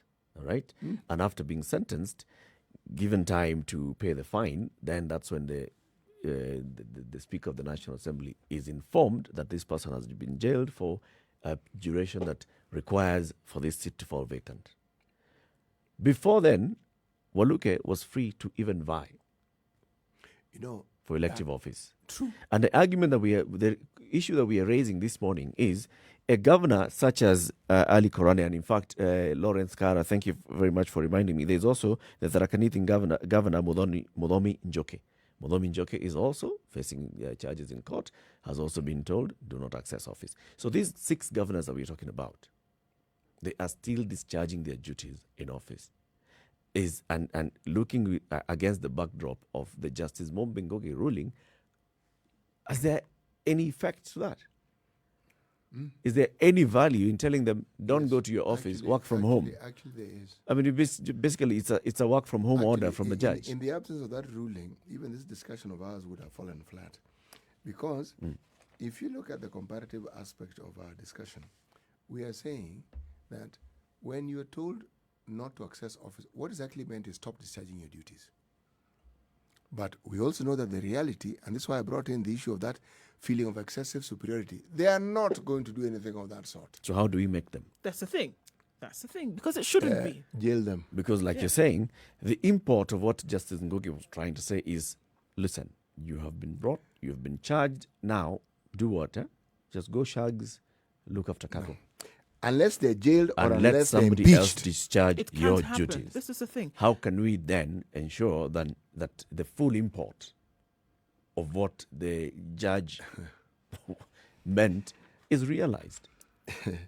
Eric, I quoted a certain gentleman with the name of Jean-Claude Juncker, the PM of Luxembourg, and he said something very interesting. It's not that we do not know what to do. We do. But having done it, is there a likelihood that we'll be elected? Is there a likelihood that we'll even hold our positions? It isn't that we don't know what to do. We know that laws are passed in the National Assembly. We know. It's not that we don't know.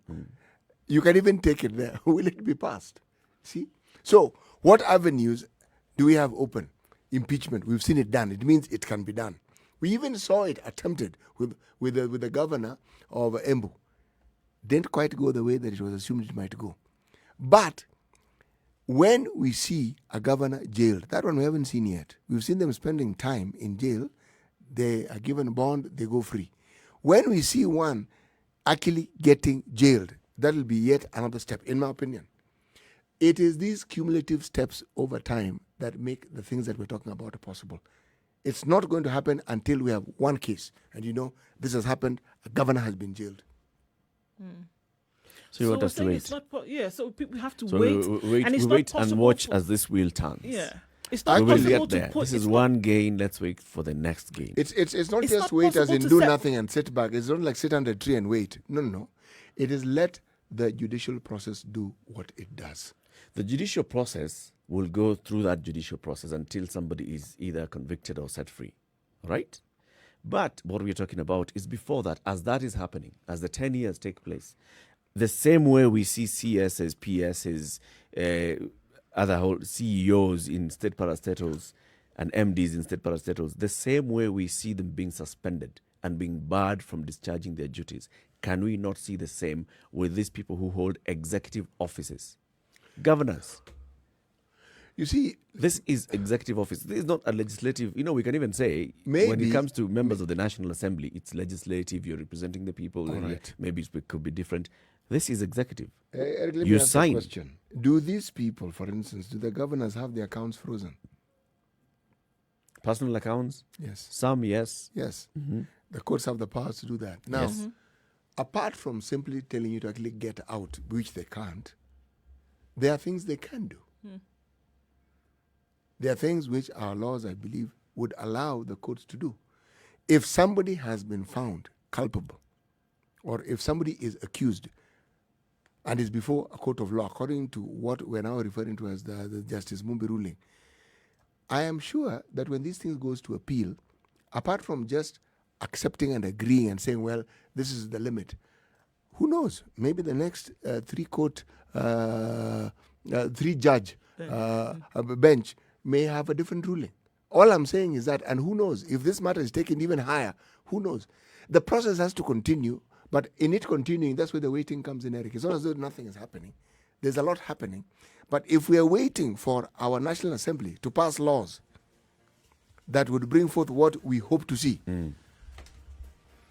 I see this as a situation that does not deter anybody from going again into the throes of mismanagement or abuse or anything in office. I don't see this as deterring anybody, because unfortunately what will happen is that, okay, even if you get your finger stuck in the cookie jar, you're still going to be able to work as you would from your home or from whatever office that you have.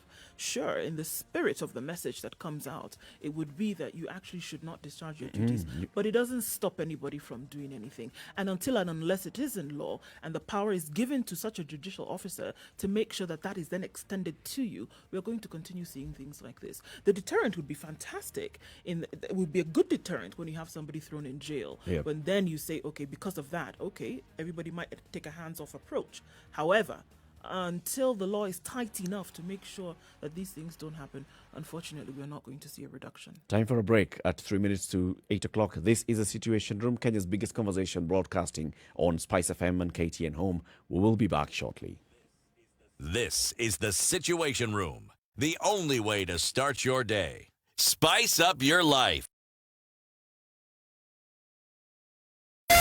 Spice FM, Malindi.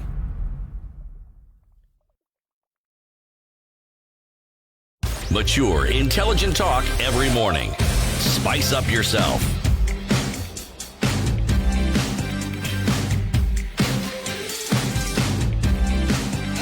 Mornings done right. 94.4 Spice FM, Nairobi.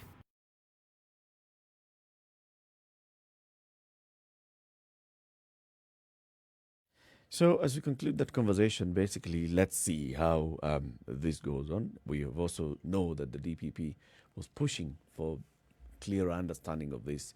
The DPP, of course, he would like to see these people barred from discharging their duty. The DPP would like to see these people barred from accessing their office, both physically and principally, such that once you are taken to court, once there's such a heavy charge leveled against you in court, then you shall step aside until this matter is concluded, and do not use your powers and the powers given to you by your office to be able to discharge your duties and maybe even derail the process.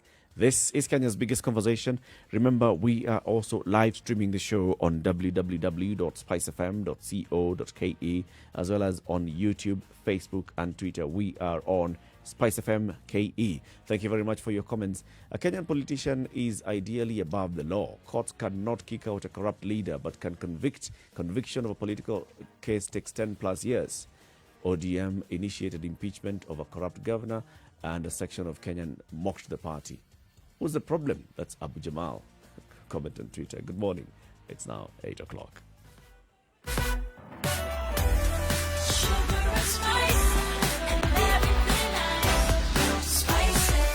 Spice up your life. 102.5 Spice FM, Kisumu. All right, a little bit of a problem around Survey, and that is affecting traffic on Thika Road. Getting into the CBD outbound is actually looking pretty good. Getting into the CBD and from Westlands, also not looking too bad, right around the University Way roundabout.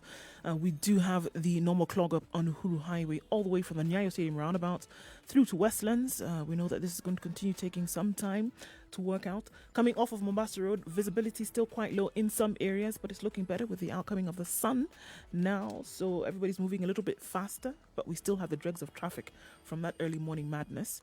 coming off of Magadi Road and then down towards Langata Road, towards the Timor roundabouts, then towards Nyayo Stadium or Bagadi Way also looks clear.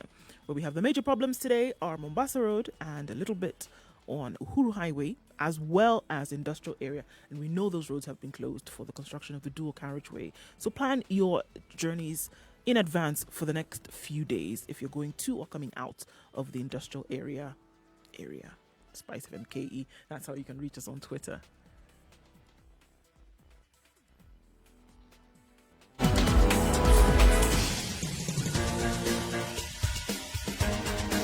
This is The Situation Room, the home of hard-hitting political commentary and penetrating insights about the state of the nation. This is a talk radio experience like no other. The Situation Room, a place for hard truths, debates, and elevated conversations. The Situation Room, witty, political, engaging, deep, controversial. In the room, we have C.T. Muga, researcher, academic, seasoned political observer, a fountain of wisdom in these politically uncertain times. Nduh Okoh, Nigerian by birth, Kenyan by choice, communications expert, Pan-Africanist, a truth seeker and believer in people power, and Eric Latiff, agent provocateur, the man in the chair, seasoned journalist, news hound, a man who believes in punching up, not down.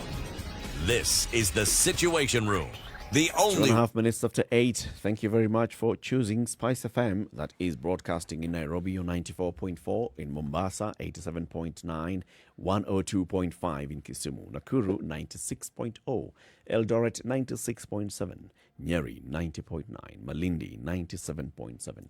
This show broadcasts to the world on www.spicefm.co.ke and Spice FM KE on YouTube, Facebook and Twitter. For the next hour, we are also live on KTN Home. COVID-19, flattening of the curve, 5% infection rate for about a week, easing of restrictions, introducing of restrictions, in the fight against COVID-19, going with the Public Order Act, Public Health Act, imposing some restrictions using those pieces of legislation.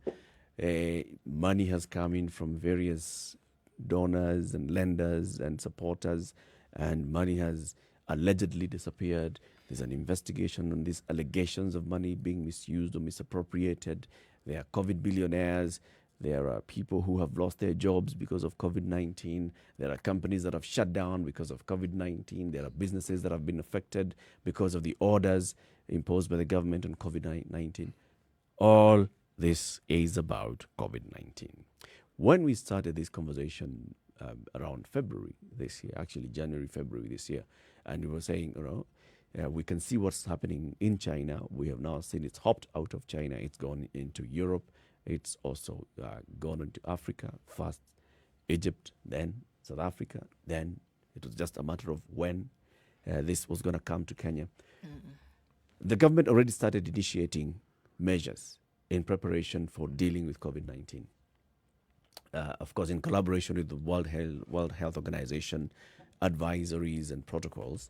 And the president set up a structure, and this structure was the one that is going to deal with the fight against COVID-19. He set up the National Emergency Response Committee and said that this committee is going to be a multi-agency committee bringing in various state departments and ministries, and it shall be headed by the CS in charge of health.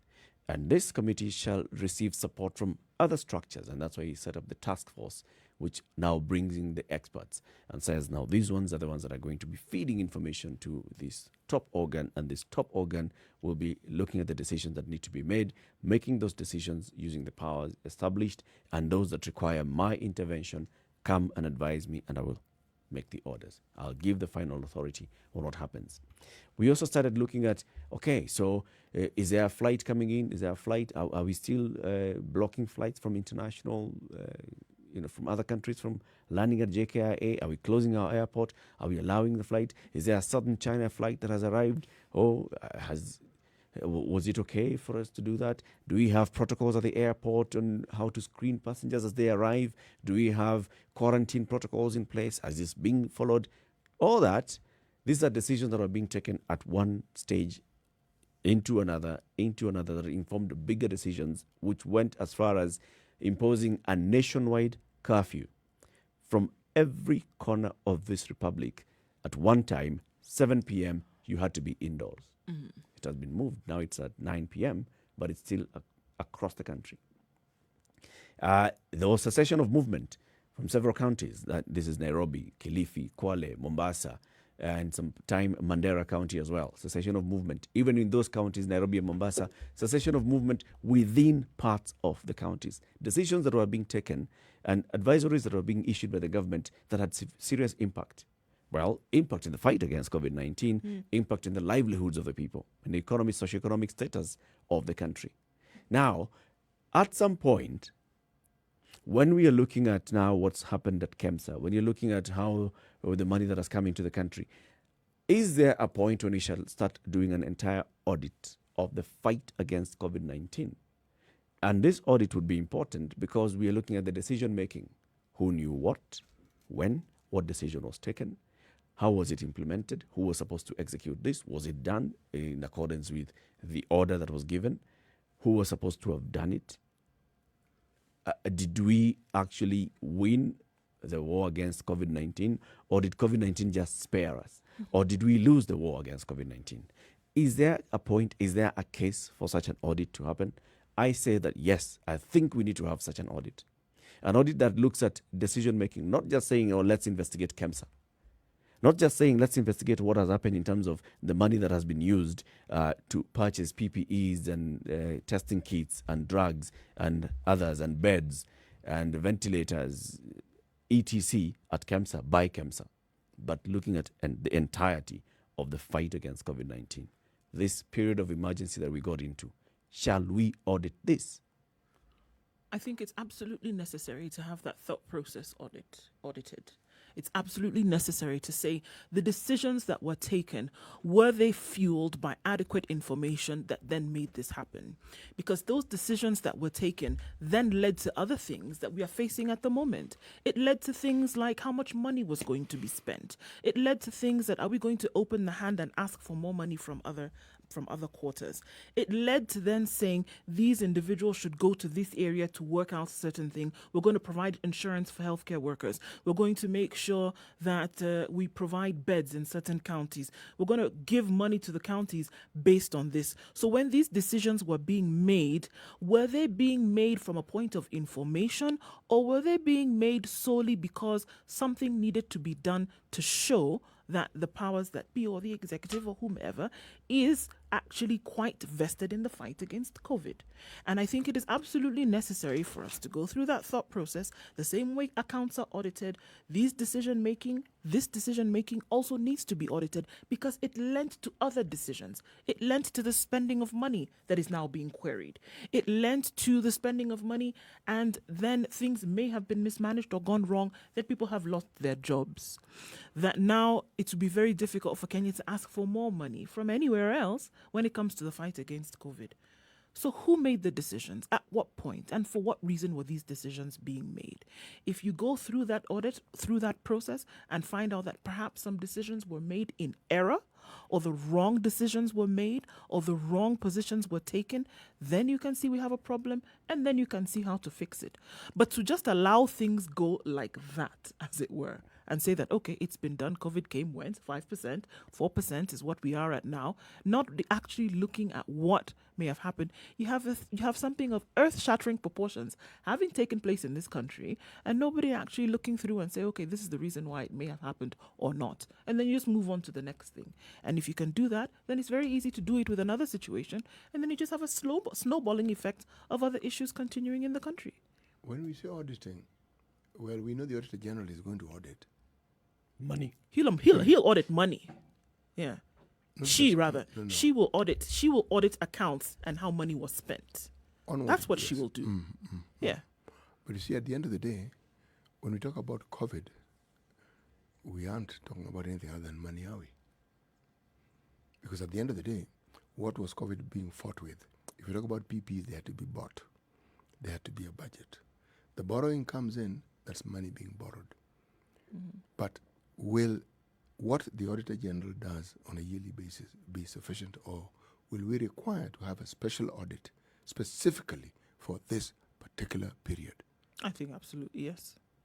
It's absolutely necessary. Something that it can be argued that the economy of Kenya was already on its knees. Something that came and basically ground it to a halt. Something that saw, 16, 17 million people affected by job losses or lack of income or inability to pick up their livelihoods. Something that saw the health system almost come to its knees, close schools, put almost 3 million children out of school for at least 6 months.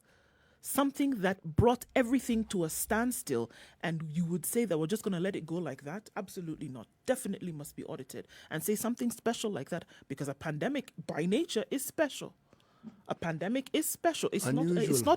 It's unusual. It's not an everyday occurrence. So something that was global in nature and local to specificity as well. You want to make sure that the right decisions were being made. And if the wrong decisions were made, you want to make sure that they are not made in the future, which is what an audit essentially would allow you to do. And to ignore it would be then to ignore huge mistakes that you could easily make in the future. Is it that we don't know where the mistakes are? Or we simply want to document it for posterity Yes. and to be Yes. certain? Lessons learned. The good thing is to put it in the public sphere so that everybody knows what's going on and you can learn lessons from it. It's important for us to look back into it, not merely for the blame game aspect, but just to understand. For information. For information's sake, and also for improving. So, for instance, we know when the World Health Organization declared this an emergency, a medical emergency of international nature. Yes, Concern, yes. right? And then after that, declared it a pandemic. Because we are part of the World Health Organization, of course, when it declared a pandemic, we are also part of it. And now the protocols that go in place on dealing with the pandemic kick in, using both local laws and using the international conventions that we are part of. And this is what we basically went into. Setting up, knowing that we have a Public Health Act that allows the Ministry of Health and those in charge of public health to make certain measures to protect the citizens. Knowing that we have the Public Order Act, which allows those in charge of internal and interior and security to take certain measures to protect the public. Giving the president powers to make certain pronouncements and take certain decisions. For example, just ordering blanket closure of schools. All right? This is what we got into. But now let's look back at, as we were getting into this, how prepared were we? Before we got into the point of 15th of March 2020, when schools were ordered closed, what had the Ministry of Education done prior, knowing that this is likely to happen, as we were advising the president, please close schools and we are okay with you closing schools? What had the Ministry of Education put in place to ensure that there is no major disruption to education, or to deal with that should this go on for long, this is what shall happen, or this is what should happen? What did the Ministry of Health put in place? What did the Ministry of Agriculture and the others put in place? Transport, to ensure that these things do not really affect us. The Ministry of Labour and Social Protection, what had it done? Had it prepared a report and said, according to our information, these people would be severely affected immediately. We need to deal with emergency assistance for them. All those decisions, we need to look back at who knew what when, and what did they do about it. We are focusing on COVID, but prior to COVID, other disasters of a natural nature had visited us, and the same questions I believe we raised here. Yep. And one of the reasons why we raised them was because, unlike COVID, these ones we had prior warning. We knew locusts were coming. Floods, we knew. Magnitude, we didn't know.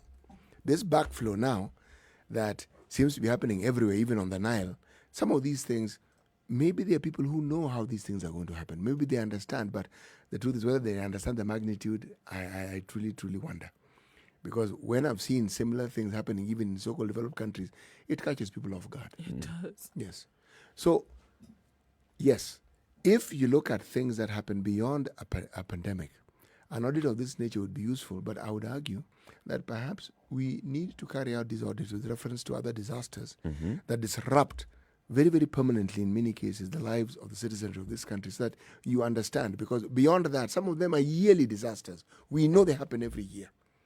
And yet, the stories that we read about or we come across are the same stories every year. So we wonder, did we not learn from last year that we need to be prepared for this?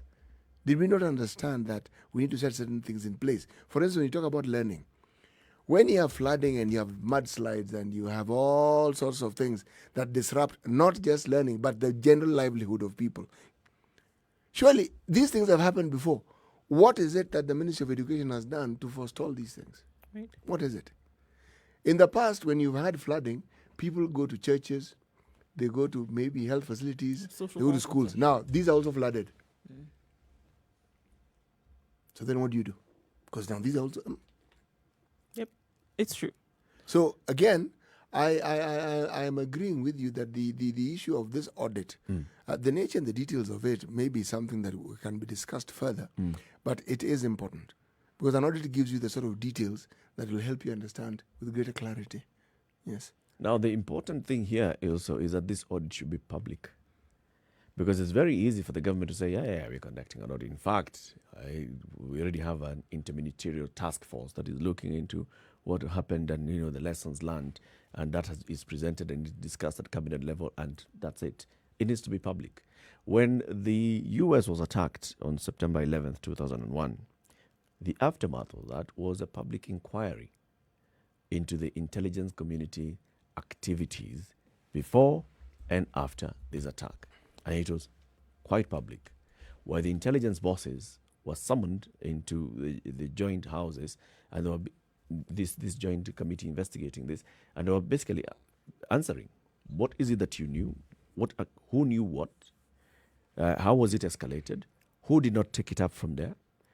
What was the outcome? Because we ended up here with people in the country, with people boarding flight tickets, with people boarding flights, with people actually commandeering planes onto buildings in this republic.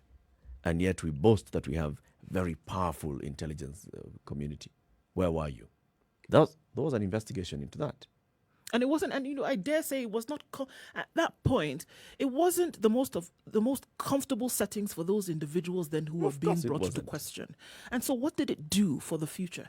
Anybody else who upheld a position like that in the future would be very careful as to what they did in terms of the expansion of their duties. They would be very careful because they knew that such a thing was to come out. And you know that somebody's going to ask the questions. You know that somebody's going to put you to task. You know there's a procedure and process that you must follow. So you would be very careful in making sure your job is done and your job is done right. You would not make a decision for the sake of making a decision. You would make a decision with all the information fueled and then making sure that everybody in terms of interested parties or responsible parties is in line. But you see, something like that, it was not for fear that they were going to get thrown into jail, but for fear that the whole country is watching you and you are being asked about what happened, whereby thousands of people lost their lives, and you should have been in a position to watch over it. Same thing here.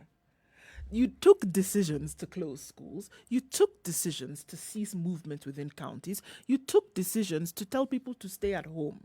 Certain things happened as a result of that. Were those decisions fueled by adequate information? Yeah. Would you stand behind that decision with everything that you had when now put under the light of scrutiny? And I'm saying that's why it's important for such an audit to take place, because it not just helps to see how you dealt with things behind you, it helps to see how you will deal with things that are coming in front of you. But together with the audit, what often happens then with the audits when there are adverse reports, it then gives, other government agencies whose functions are that of a security nature, the teeth to actually take this thing to the next step. Because if something has been found to be a little off, a little untoward, they then have evidence. They then have proof that whatever may have been suggested is actually not a suggestion, but it's something that can actually be proven. Yes. Next course of action can be taken. If you look at some of the decisions that I've made, all right, so from the very beginning of this pandemic in the country, our testing capacity has been severely hampered because of a lack of testing kits. And what is it that the government tells us on a regular basis? You know what? We are unable to procure these testing kits because internationally this is, it is a problem internationally. Other countries are able to procure. Kenya and other countries are unable to procure high number of testing kits. How many tests have we done so far? 485,000. 485,000 since March. That is what we have done. South Africa has done millions so far. Other countries have done millions as well. What it's important for us to ask, so at the very beginning, when it was clear that we are facing supply chain challenges in acquisition of these testing kits, what decisions were taken to try and address that? Because if you look at it, if we have never really improved in our testing capacity, it means that we have really never done anything to beat what the challenge was in March. Yeah. So are you saying that since March up to now, we have been unable to address that challenge? And if you want to take it to another logical conclusion, would be that if testing and finding out what the footprint of COVID was in the country, right, is what segues to these decisions of cessation of movement, of closure of schools, of et cetera, given, okay, maybe closure of schools was different because before any kind of testing was done rapidly in the country, schools were already closed. Let's look at other things. Cessation of movement, the establishment of a curfew, and asking people to stay home. If you are not doing adequate testing to find out what the COVID footprint was in the country, you couldn't then go ahead and make a decision to do some of these things, which you did because you didn't have the adequate information. So then who took the decision? On a whim? Because somebody decided? Go back to the United States and use that example when somebody says there are weapons of mass destruction in Iraq. Okay. So we've gone to war. So we've gone to war. Based on, because then now when they did an audit of this decision making later, what did they find out? That actually there were not. So was it somebody who was in a bad mood that day who decided to make a decision? Was it somebody who whispered some information into somebody's ear and they said, all right, because of that, we will then inform the president and he will then say, all right, because of that, let's go ahead and do it. Dangerous consequences because of that decision that was made, which could also be likened to what would happen here or in any country that had to deal with COVID. You make a decision based on a lack of information, then it is a wrong decision. But COVID is strange in this sense. Huh? You may have made a decision based on information you had at the time, and which at the time was deemed to be correct. Give it a month, not even months, just give it a month down the line. Yep. New findings are presented, and suddenly you're grappling with changes. But something like testing, CT, if you're going to make some decisions you make it with COVID. True, there are very many things about COVID that we do not know. But some decisions that were made on COVID could only be made if you know that certain number of people in this country are getting this disease. And by our testing, you see, or you could even guess, you could make an informed decision or an informed guess based on the fact that you've done all this testing. But if the testing was inadequate, for example, how then do you justify a decision that was made on this information that more and more people are getting the disease when you actually don't know? Remember, first of all, when you talk about testing, a lot of the information we've been dealing with in Kenya has to do with people who are symptomatic. Huh? Mm-hmm. It's only now that the government has come up with a policy that they want to now start testing asymptomatic. Essentially, they just want to test. Because if someone isn't exhibiting signs and they're not complaining, they're not coming to hospital, will you even know they're asymptomatic? You know that when you test and someone tests positive, but there's nothing, should we say, medically wrong with them. But we heard Dr. Moth on very many occasions say that, yes, a certain number of the samples tested were asymptomatic. They knew this before. They knew this. It was before. happening when we were doing community testing and all. Community testing that happened in Kawangware and in Kibra, they found out that 90% of the cases tested were asymptomatic. You know what is likely to come out in an inquiry of this nature is those that were sitting in the emergency response committee and even the task force would come in and tell you, yes, we are using information that we have here, but we're also using information that is available globally because this is a global pandemic. So looking at what other countries have done and the route they've taken, we do not have to wait to see, our numbers are now 1,000 to say, let's close. We just needed to see that this is likely to happen, and so we take preemptive measures. And those preemptive measures are what made that to order the closure, to order the cessation of movement in these particular places. But also, what I'm actually interested in is in the decisions that go now to support that order that has been given. What do we know has happened in this country in the last couple of months? We know that companies have shut down. We know that people's livelihoods are lost. We know that there are people who would have wanted to access hospitals, especially in the early months of this pandemic in the country. But because of all this cessation of movements and everything else, they were not able to. People would have wanted to go for dialysis. They were not going for dialysis. What measures were being taken to address those people? It's important to see whether there was any conversation that took place on, you know what, so we are saying that people cannot come to Nairobi, but KNH is telling us that it has X number of people who come from outside Nairobi who require the services of the dialysis machines. And this is what we're going to do to address that. Also looking at the basics, like markets were closed. So if you talk about livestock markets were ordered closed across the country, what did you do to address that? Livestock markets were not where people were going to sell disease. People were going to sell livestock for a reason. So what decisions were taken? What kind of impact did that have? Just the closure of the livestock market had an impact on very many people in that value chain. So what decisions were taken to address the impact, the likely impact that this was going to have in that entire value chain? Eric, remember that there was a very special and specific advisory committee that the president had that advised on these very things that we are saying. And the advice isn't there just this is what we should do, but I believe they would also look, being experts, they would also understand the consequence of the decisions that they were making. Now, I don't know that this particular group of people or whether that committee has been disbanded or whether they're still working. One doesn't hear. The Brain Trust. Brain Trust. The Brain Trust was basically part of the task force. They're still in place. Yes. As long as the NESC is in place. So in a sense, some of the questions we're asking have been answered partially by this, because it was thought that a certain group of individuals, forget just the general big body, people who have specific and necessary expertise are brought in to actually lend the expertise to the decision-making process.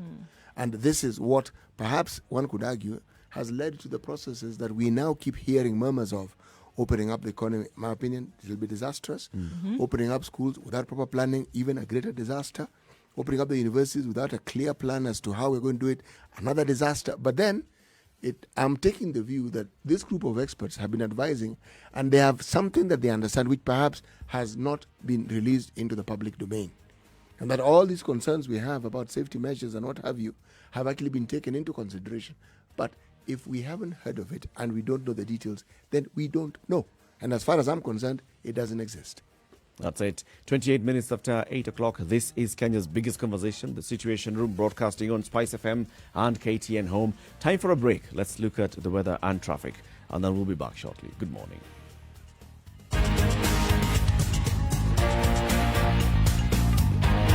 This is the Situation Room, the only way to start your day. Spice up your life.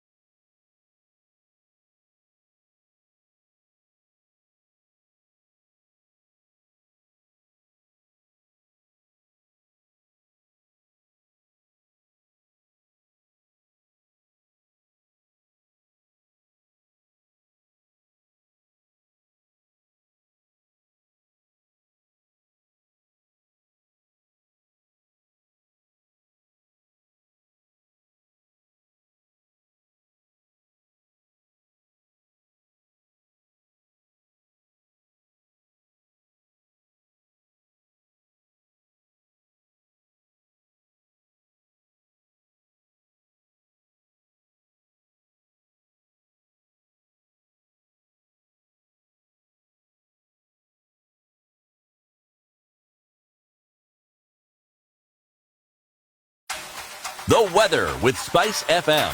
It's still quite cloudy in Nairobi at 17, highs of 27 today. Those partly cloudy conditions will continue through till evening. It's sunny conditions in Nakuru at 16 degrees, highs of 26 and lows of 11. Njeri is mostly sunny at 17, going to a high of 25. It's mostly sunny in Eldoret at 15 degrees and a chance of thunderstorms in the afternoon and taking it to a high of 22. And it's 22 degrees in Kisumu and mostly sunny. We'll go to a high of 28 today and down to a low of 19. And that's where it is in Kakamega at 19, mostly sunny, highs of 26 and lows of 14. It's partly cloudy in Mombasa throughout today. Rains in and out, but we'll see a high of 29 and lows of 23. Partly cloudy conditions in Malindi as well at 26. We'll see highs of 28. And in Kampala, it's partly cloudy at 20. Rain expected later with highs of 27 and lows of 18. Dar es Salaam, foggy this morning yet again. And that fog seems to want to continue throughout the day with highs of 31 and lows of 22.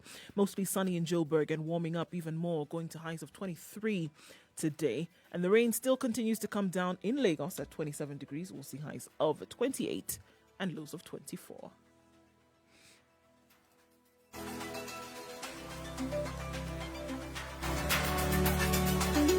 Classic soul, R&B, smooth jazz, neo soul, and nostalgic ballads. Make some noise. Yeah. You're listening to Spice FM. There's a bumper-to-bumper situation on Jogo Road. It's quite messy today, and this is what we did expect with the closure of roads in industrial area today for the construction of the dual carriageway. So you're going to have to be very patient trying to get into CBD today. And this is both inbound and outbound to the CBD, heading then towards the City Stadium roundabout. So outlook on Jogo Road means that you need to be patient if you haven't gotten out early, as it were. Getting into the CBD then from Mombasa Road as well, it's going to take you a little bit of time. Still the morning traffic that is usual at this point.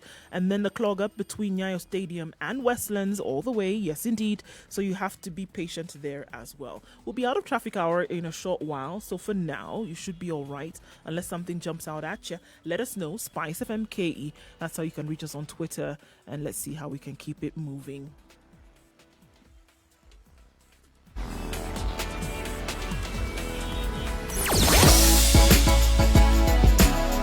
Spice and everything nice. Spice FM. Spice up your life. Mature, intelligent talk every morning. Spice up yourself.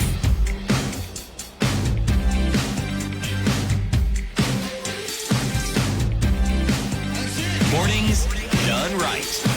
94.4 Spice FM, Nairobi. 7 minutes to 9 o'clock. This is Kenya's biggest conversation. The conversation continues, calling for an audit into all the decisions that were taken before, during, and after COVID-19 hit the country. And this is not just an audit on the decisions taken, with regards to addressing COVID, but everything else around it. The impact that it has had on the livelihoods of people, the socioeconomic impact that COVID-19 has had, what decisions were taken, what, for example, informed the president's decision to come up with the stimulus package, and just beyond the announcement of a stimulus package, the implementation of the same. Because, for instance, we know that the president directed that we are going to have X number of doctors, 1 billion shillings from the universal health coverage budget being redirected to hire doctors and other cadres of medical services. We have heard from doctors saying that so many weeks down the road, these doctors had not been employed. Or they may have been employed, but one doesn't see them. But one doesn't see them. So how long was it taking to execute some of these decisions? Some simple things, for example, like the Minister of Health, the CS for Health, coming out on a Sunday and saying, now what we've decided is because people are not following the advisory that we are giving for quarantining at home, we are now going to ensure government-mandated quarantine in some hotels and government facilities, and you're going to pay for yourself. So how was that decision arrived at? By the time the CS was making this announcement on a Sunday, were those facilities already identified? Because we know that there are people who arrived on that night and they spent over 12 hours at the airport waiting to know where they're going next. And they were then put all of them together into a bus and taken to various hotels. So Nyinyi, come out, enter here, going to that hotel tells you you'll pay 12,000 shillings. The rest of the people who remain in the bus are taken to the next facility. Here you'll pay 2,000 shillings. Here you'll pay 4,000 shillings. The communication, the implementation of some of these decisions is also important, because you can say that the advisory given was solid. The decision taken was solid based on the advice given by the Yes. experts. Yes. Those who were supposed to implement, to execute this, did they do the job that they were supposed to do on time? We heard, especially when you talk about quarantine, the kind of complaints that we kept hearing from the quarantine horror centers, stories, really. the pain. Yes. Yeah. You know, people who did not know when they were supposed to get tested, they don't know how long they're going to be here. Then after 14 days, you're told, oh, we found out that some of you are drinking, so you're going to be there for another 14 days. And you're wondering, so... Then they came in the issue of self-quarantine. Yep. And you were told for this to happen, there must be this and the other, there must be provision of this, and it costs this. Now, the cost alone, when you heard it, you realized this isn't going to work. Because the vast majority of Kenyans could not, forget affording that, even if you halved it, even if you made it a smaller fraction, it still wouldn't work. I mean, you had people escaping this quarantine. Okay, even before you got to self-quarantine, for Yes. example. Yeah. There's the issue of, people who are caught outside the hours that they're supposed to be indoors during curfew times and are being taken into quarantine. Who made this decision? Who made this decision? Why? Who said then at this point, if you find people outside after 7 o'clock, the best option is to then take them to quarantine? Actually, you have skipped a part of that particular process. Put them in a cell. Yes. Right. And then Specifically, a crowded cell. Crowded. Then And load then them onto a crowded a bus. crowded bus and, And take then them take to them to a And quarantine. sometimes it's the following day. Yeah. So you look at that decision and what strikes you is, but it defeats the purpose of trying to prevent people from actually contacting COVID. Because the moment a crowded cell, crowded bus, crowded lorry, Yep. even if you take them to quarantine, you've already exposed them if they're going to be exposed. True. And And that's the already reason why you do want to have a public inquiry is so that such people can come and speak at that inquiry and say, this is what I went through. It actually This is happens what to me. happened to me. And this is, then now you can ask, so how did this happen? What is it that went wrong? Was there a breakdown in communication somewhere? Was there low understanding? Talk about home-based care for COVID-19. So home-based care, the protocol says this. Is this what happened? If so-and-so was in home-based care and they come and testify before this inquiry and they say, well, I received a call and I was told that I'm positive for COVID-19, then the next question we ask is, was there contact tracing done according to the protocol? Was there a health officer who was visiting you and taking your vitals according to the protocol? Was there a second test that was done according to the protocol? So how did you get out of self-isolation according to protocol? You know what is even What was the interesting? breakdown? Now that you're talking about the protocol for contact tracing, there are many reports of it actually working well, where people could Yep. actually be traced. Yes, you'd think you'd move towns, they'd find you. Which means there was a protocol and there was an understanding. And again, you'd ask, if there was a breakdown, then what happened? Was it that the funding ran out? Yep. But when you Or talk was it of, just too Yes. difficult to do? but when you talk Hard of work? when you talk of COVID, let's leave the medical aspect of COVID out of it and look at the human needs. There are funds that were set up specifically to cater for these people who may have lost jobs, who already are underprivileged, but the budget was for 6 months. What, apart from just funding constraints that we understand, what is it that guided this thinking? What else informed the 6 months? Yes, and then what else informed after 6 months? What else? What else was going to happen? Yes. And as we have this conversation, there will be those who say, so what's the big deal? This thing has already gone. It's finished. No, it hasn't. Hold on. And they'll be saying, so why do you want to ask these questions? Why do you want to say that these decisions need to be looked at through a microscope? Why does that need to happen? Because it then helps you to see how decisions are normally made in the event that something should happen in the future, or to even see if there's a particular sector of government where there's something wrong. Where there's something wrong and the job is not being done. Can you imagine, for example, if there was another pandemic, knock on wood, is this wood? Okay. If there was another pandemic in the future and something were to happen, right? And they say that the protocol that they're going to use is home-based care, right? Whereas the one that was supposed to have worked or taken place during the time of COVID, there were certain decisions that were taken at that time that did not happen or did not go according to protocol. And because of that, certain kinks in the chain were found, would you then be able to use the same protocols the next time if you didn't know what went wrong in the first one? Yeah. And that's the purpose of why that's the reason why you want to do something like this. So for you to say, yes, it actually worked, what informed that for you to say it worked? If not for something like this where you start to ask the questions. Yep. And you must poke the holes and to say, is this thing airtight? Is it watertight? Then let's go with it. If not, do we need to find a different and get people to actually do their job? Also, the other, like you said, CT, the social side of this pandemic and what exactly happened to people. When you say, for example, that you have closed off Isli for 2 weeks, What does that actually what mean? does that mean? Was there a decision that was, a sitting that was held where they looked at, so what is it that happens in Isli on a daily basis? How are we going to address that? Are there people who come to Isli on a daily basis and they earn a daily wage?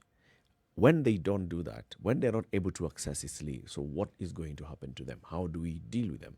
When the businesses in Isli are not able to conduct, operate for those 2 weeks, what does that mean? Have we had a conversation with them? Have we able to address them? If you even look at the stimulus package, the president, for example, announced, was it about 1 billion shillings that was to go to the hospitality sector to show up the hospitality sector? It's 2 billion. Show up the hospitality sector so that it doesn't close down, because we're already hearing hotels saying we have closed, staff home, and that was the reaction. However, more than a month later, we were still hearing from the operators in this sector saying we have not accessed any of this money. And even We then, we don't even know how we are going to get it. yes, exactly. And even if they got it, they were even not sure what exactly you're supposed to do with it. What is it? And after that, what then happens after that? But consider, for instance, even the old town in Mombasa was locked, was shut down. All right. Again, the same questions arise. Yes, you made these decisions, but what about the impact of that particular decision? Okay. Having made a decision, was that the only decision you could have made? At the time, yes, it may have been the best decision, but having seen it implemented, going forward, was it still necessarily the best decision? Yeah. Or could you have revised that decision to say, look, from what we've seen, perhaps the best thing that we could do under the circumstances is this? Now, these are things that are best documented and answered. So that in the event of something similar happening, at least you are very clear about what it is that you need to begin with, consider, even as you want to start making decisions. Secondly, it tells you the areas in which you need to be prepared. Did we know, for instance, that not all schools in this country have running water? Yeah, prior to COVID.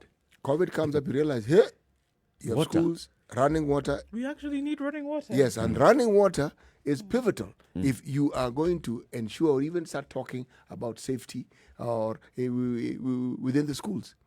And then you suddenly discover also that some of these schools, people are on the tree and say that may not necessarily be a bad thing. But we then bring in the discussion of what are we going to do with the children who are supposed to be sitting for the exams?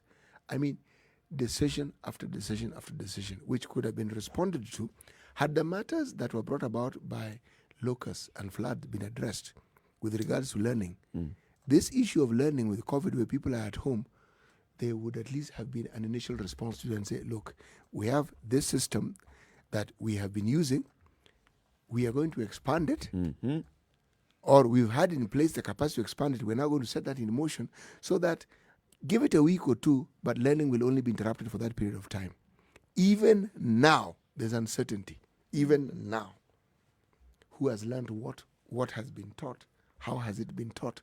What capacity is there? Even as there is talk of schools opening and exams being taken in April, there is still a lot of uncertainty. We don't know what happened in the last 6 months. We actually don't know. There's no uniformity. The reason why people go to school regularly is that there's uniformity. Is that when people sit for the exams, you say they were adequately prepared. There is a level playing field, so to speak. Yeah. Right now, it doesn't exist. And I hear you saying that we don't know. We don't know because We don't know. questions have, that's just it. Questions have not been asked. Proper Answers have not been provided. Answers have not been provided. And I just remembered now. Remember last year, just an example. It might seem far off, but you can actually connect the sinews, right? Remember last year, the church of Notre Dame in Paris burnt down, right? Yep. And it was huge. The whole world, oh my goodness, great artifact, huge tourist attraction. Massive losses. Massive losses, right, in terms of tourism. History. History lost, Heritage. right? That would come into Paris and be able to see money that would be spent in terms of tourism. They did 6,733 interviews in the investigation to hear from people. What did you see? What did you hear? From sweepers to janitors to people who served coffee to tickets at the gate. What did you see? To people who visited during To a certain, people who visited during a certain period of time. period of Yes. time. And do you know what they found? Two things. One, an electrical fault that connected one of the bells to the circuit box upstairs, and then a cigarette. Somebody had not put out their cigarette properly. That now led to the decision, you see, in the future, led to the decision that even if people have the right to smoke, you cannot then smoke. As now they've given 5 years to restore the church, you cannot then smoke in the interior premise of the church anymore. Decision now being taken to protect for the future. A certain kind of Founded on fact. founded on fact, because they did this investigation. Somebody would have said, okay, big deal, rebuild it, let's move, right? 6,700 interviews over this period of time to find out what exactly happened. Let's find out so that we can work on it for the future. They've also found out that there was certain kind of material that they used for the circuit breaker that they will no longer use, because they found that then it was easily flammable. And it's been there for hundreds of years. But they found that we cannot use it anymore because the likelihood of it causing a fire in the future is quite high. It's high. Decisions made because of information having been found. It works. One that I'd really be interested in as well is the operations of the COVID-19 Emergency Response Fund. This fund was established by the president, and there are board members who are appointed by the president, and the fund has been collecting money from well-wishers from locally and internationally. What is it that this fund has done so far? Where has the money gone? How are decisions arrived at on how to expense this money? Is it just that all the money has gone into buying PPEs for medical workers and supporting the purchase of PPEs? Was that the only mandate? Was there a mandate, for example, to support communities and people vulnerable in the community, those that have been severely impacted by COVID-19? How many have been helped by this fund so far? I think it's important that we have, because one thing that is clear is that this fund is one of the boards that have complete opacity when it comes to information sharing. Total. And yet it's led by private sector individuals who lead blue chip companies, and they know the importance of information. And this is one organ that the only thing you see is when they're touring some factory and saying, now we're going to donate. We're going to donate PPEs to KNH. How much do you have so far? How much have you spent? How have you helped people? They said they were going to tell us sometime in July, no?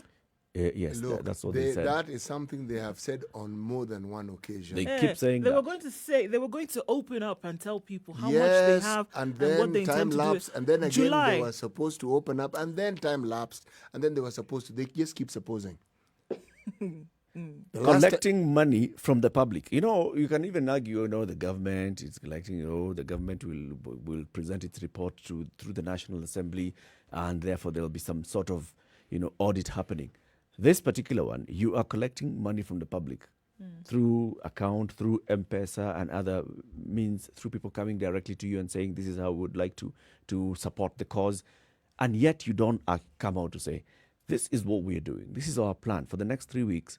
This, as the COVID-19 Emergency Response Fund, we have received this amount. We have spent this on this. We have therefore been able to procure X number of PPEs for our healthcare workers, and this is where those healthcare workers who have benefited from it. And then the rest of the money, we've also been able to support these families that have been affected by COVID-19. I do not know. Personally, I don't know. And I keep looking at their website. I don't see that information. I keep waiting for maybe they'll appear in one of these Ministry of Health daily briefings. I have never seen them. I don't know. Maybe we should go back and ask the question, this composition within this particular committee, what was the thinking behind appointing these people? Because all these are leaders, captains of industry, okay? Yep. And there's a problem that is likely to arise. This one you don't really need to be extremely clever to understand.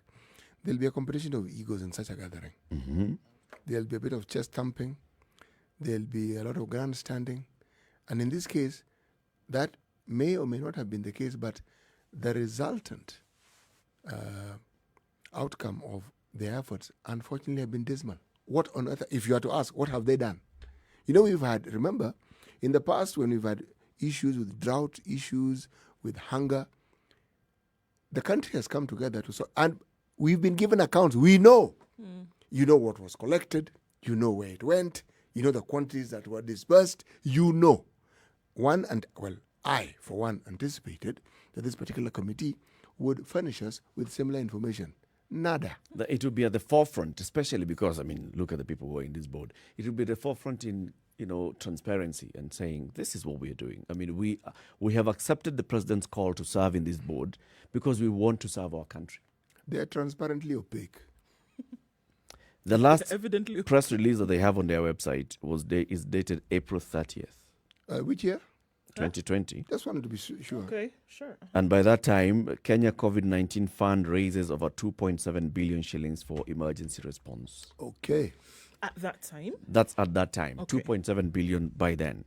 By now, of course, they've raised much more. What has that money done? And how much more have they raised, really? How much more have they raised? Yes. What's to In stop total. this information from being made public? But even more importantly, you see, when you raise money, it is with a purpose in mind. Is that not so? That you're going to use it for something, Yes. right? And in a case like this one, there ought to have been clarity as to what it is that you want to do with regards to COVID. Yep. We want to give this money towards this. Remember, there was a huge chunk of money that was spent on PPEs. Yes.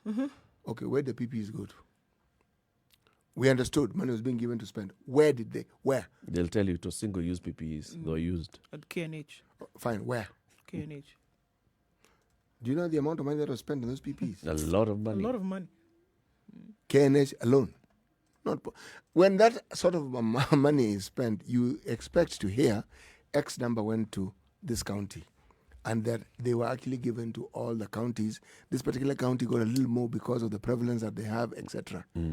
Again, nada. It's the principle of this thing. Whether it was 10 shillings or 100 million shillings, you collected money from far and wide. From Kenyans, there are people who gave their money to be able to make sure that this fight, you owe it to people to give them an account of how the money was spent. No. Because in the absence of that, you raise the roof for speculation, and people will then begin to point the finger and say that this money was misused. Not just point the finger. Do you know who they're going to be compared with?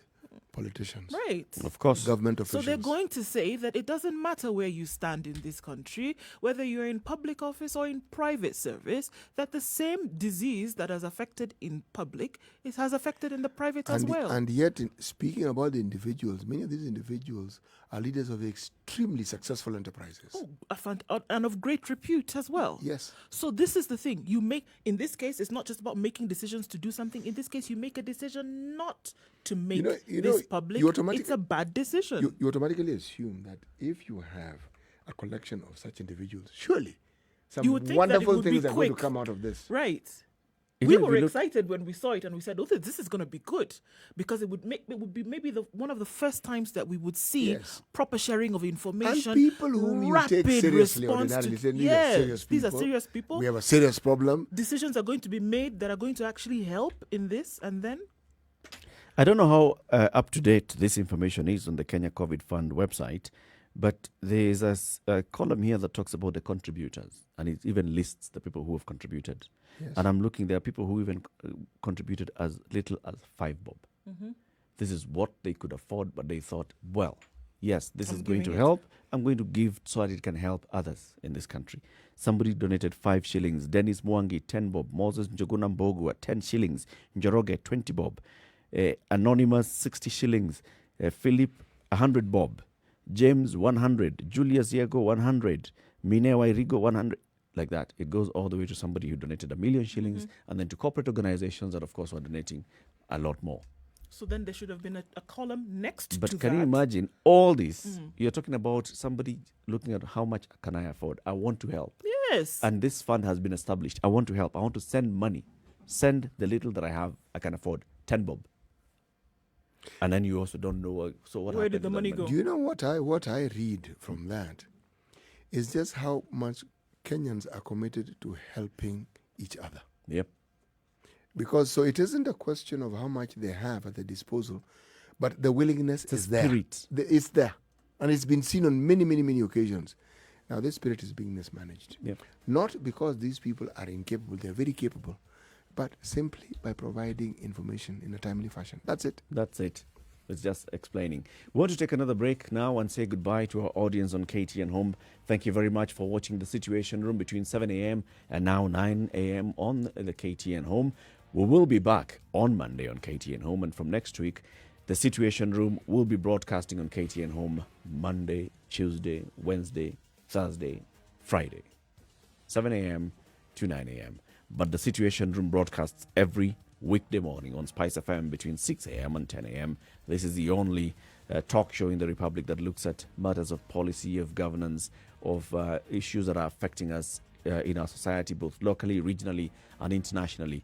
CT Muga, Nduh Okoh, and Eric Latiff. We want to say thank you very much for watching on KTN Home, but you can tune in to Spice FM and continue with this conversation, because in the next hour we look at other topics. 94.4 in Nairobi. In Mombasa, it's 87.9. In Kisumu, it's 102.5. Nakuru, 96.0. 96.7 in Eldoret. Njeri, 90.9. Malindi, 97.7.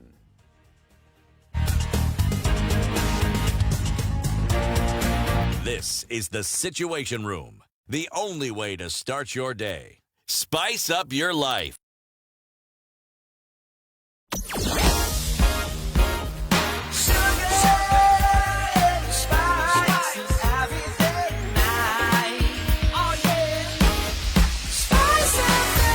Spice up your life. Mature, intelligent talk every morning. Spice up yourself.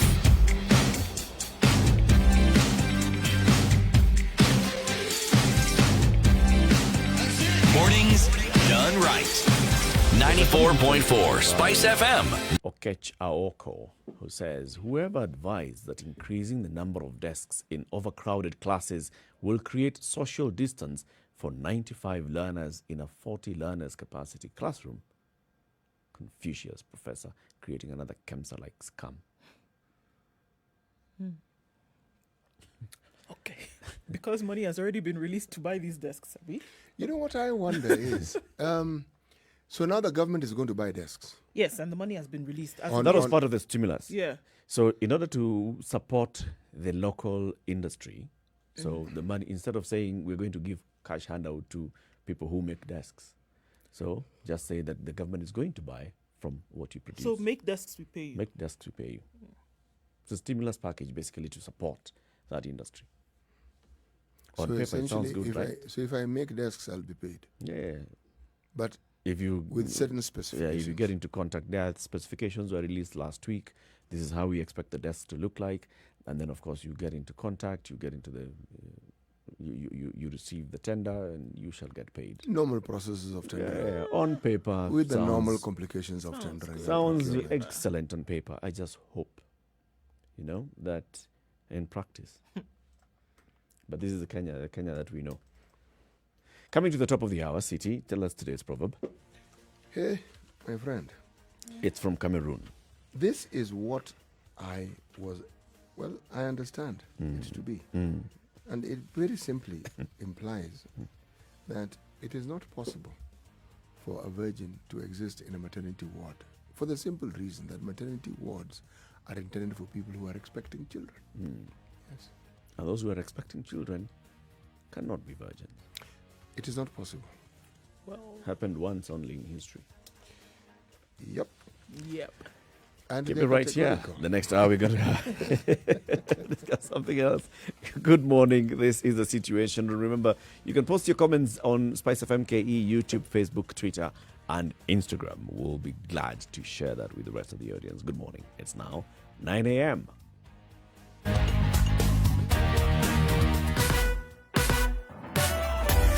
Sugar and spice and everything I spice spice up your life.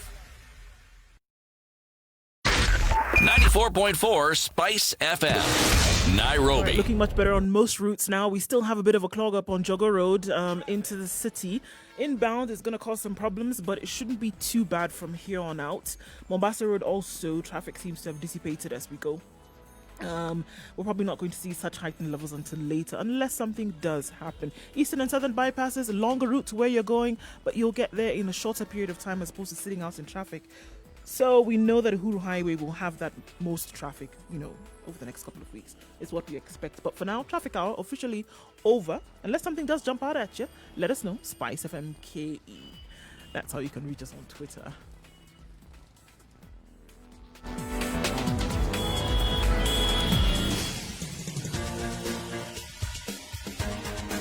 This is The Situation Room, the home of hard-hitting political commentary and penetrating insights about the state of the nation. This is a talk radio experience like no other. The Situation Room, a place for hard truths, debates, and elevated conversations. The Situation Room, witty, political, engaging, deep, controversial. In the room, we have C.T. Muga, researcher, academic, seasoned political observer, a fountain of wisdom in these politically uncertain times. Nduh Okoh, Nigerian by birth, Kenyan by choice, communications expert, Pan-Africanist, a truth seeker and believer in people power, and Eric Latiff, agent provocateur, the man in the chair, seasoned journalist, news hound, a man who believes in punching up, not down.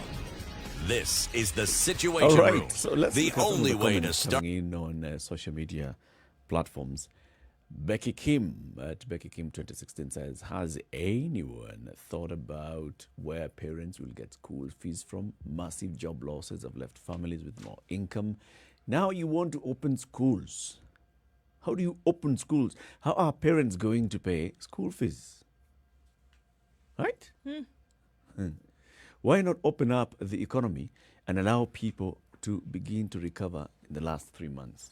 So, Becky, are you saying that we shouldn't open schools yet? What do you understand? What? Well, I mean, or are we saying that open schools but do not require school fees?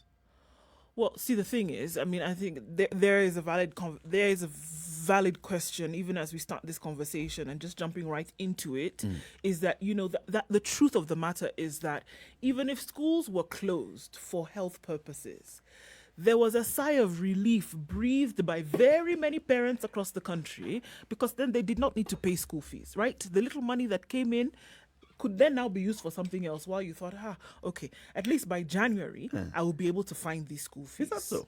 I'm telling you. How many parents have been putting Magoha under pressure? When are you opening schools? Very few compared to the numbers of those who are actually breathing out because they don't have to fork out school fees. Yes, I'm telling you. I am going to carry out an audit on this statement. I think it's important to do so. I think it will be very interesting to hear. But look at what Becky is saying now. Parents are thinking to themselves, okay, so schools might open in October. They already told us that we could eat second term October fees. is next month. October is next month, right? By the way, Lost a job along the line, both parents at home, for example. Tricky. Where are we going to get the school fees from? remember, schools that have been offering online education have been charging fees. Yes. They've not been charging the same amount of fees. No, however. it's a much lessened amount. Yes. And even schools that offer the GCE or IGCE curriculum, they have been charging full fees minus a certain percentage for COVID. Yes, because they were already with the understanding that school was not closing. Yes. They were already on the understanding that it went on as normal. When the announcement was being made of school closure, it did not affect them at all. School was going on. So whatever plans that they had for school fees, it never left their mind. No. It was in their psyche and their consciousness that, okay, even if I may have lost a job or whatever, or my income has reduced, these children are still in school. The system continues. I have to find the money somewhere. On the other side, they said schools have closed. The national school closed. You're not going to school, so there's no need for school fees. Even if you were going to do online learning, 3,000, 4,000 shillings a month, right? Yes. Now they come and shock you and tell you. Nduh, Yes. national schools offering the 844 Curriculum. Public Even schools. private schools offering the And 844, 844. or offering the CBC and All 844, offering the national all curriculum. offering national curriculum were closed. Nobody went to school, so you were not paying school fees. I wasn't discussing that. No, I apologize. I wasn't clear. Okay. I was offering learning, not necessarily going to school. Okay. Yes. Learning was still being offered. But at a highly subsidized rate. If you were paying 100,000 shillings, for example, in a private school for 844 CBC, now you're paying 4,000 shillings for online learning. Huge dip in the pan, don't you think? No, the discounts are profound. Now they'll tell you in October, perhaps it's not set Report in back to stone. school. Go How back many to school. boarding schools are we talking about? Boarding schools, Boarding fees. day school, everything. Now you go, and if you're changing your school or whatever it is that you need to do, you'll buy the uniforms, you'll buy the necessary, because remember, these are children who are growing, right?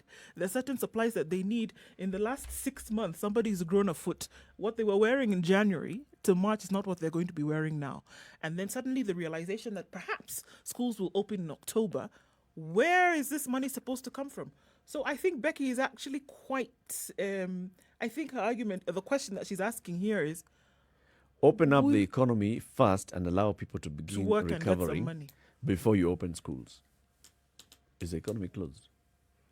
The economy has slowed down. It isn't closed. If it was closed, we wouldn't be here.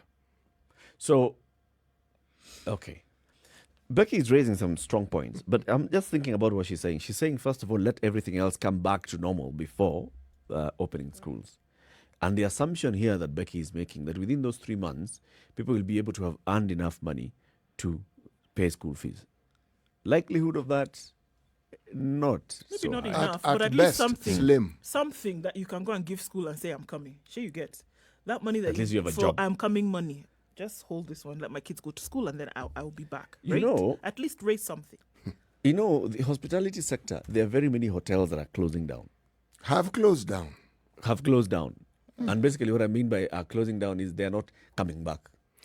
Mean they've shut down completely. Shut down completely. Permanently. Because right now, End of yes, story. you can actually go and spend a night in a hotel. So that is still allowed. The only thing that's not working in hotels now is selling of alcohol if you're sitting in a restaurant. But if you're In a your room? resident in your room, you can still buy it. So some hotels are operating. Meetings and conferences, those that are especially benefiting, tapping on The that. conferencing business is a good business. Done with. Done. So I know of a hotel, for example, in Naivasha, where a friend of mine tells me that they've just been told, you know what? Ngumu. Ngumu. Come and go. Ngumu, it's done. Really? We are not reopening. We are not reopening. Okay. Many hotels have made that decision. We are not reopening. It's going to take us a while before we can even think about reopening, forgetting about that business. So many have been impacted. And what Becky is therefore saying is, can you imagine all the people who are depending on that industry? Livelihoods lost. You have children, then and the the children dependents. still need to go back to school. Yep. So what is it that can be done then to support? We're just coming back to how can we support education?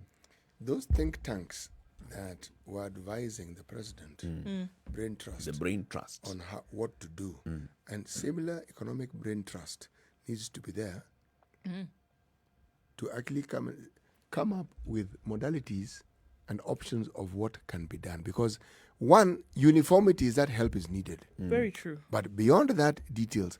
How do you support, because supporting individuals can be tricky, how do you support the schools so that they can actually provide the services that are required? How do you support parents so that they can actually pay school fees for the children? That's to go something back of to schools. school? You Yeah. see, the government has the means to provide subsidies, to provide all sorts of things, incentives To to the schools schools. directly, so that the parents, that burden is lifted from the From parents, them. so that the parents can actually now take their children to school. To school. Now, the So details. looking at a typical school, CT, and a Yes. typical school that's operating, you chair the board of I a knew you had school. it. The moment you entered the UCT, I knew, okay, carry on. B is not a small Yes, something. you know. Carry on. It's not a small job. Sorry. All right, Eric, carry on. So let's look at the typical school. What is it? So first of all, the government always says that tuition is free in schools, right? In terms of the basic tuition fee. Yes. But then there are those other fees that we end up paying. What is it that we pay for?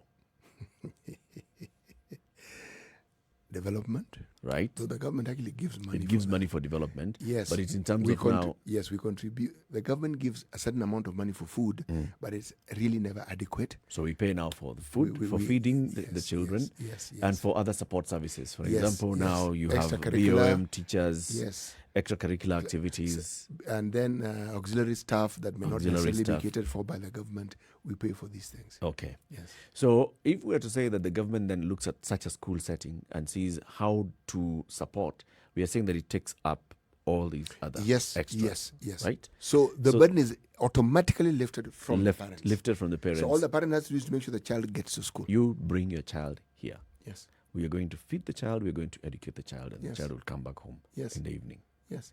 Remember, one of the things, if you look at the agrarian system that we have in this country, even if farmers have a SACCO, whether it is milk, whether it is maize, they are never paid immediately. Not really. If we introduce the system that we've been talking about, okay, for some time now, where you have a storage capacity, and that in itself can directly translate into should be a monetizable commodity.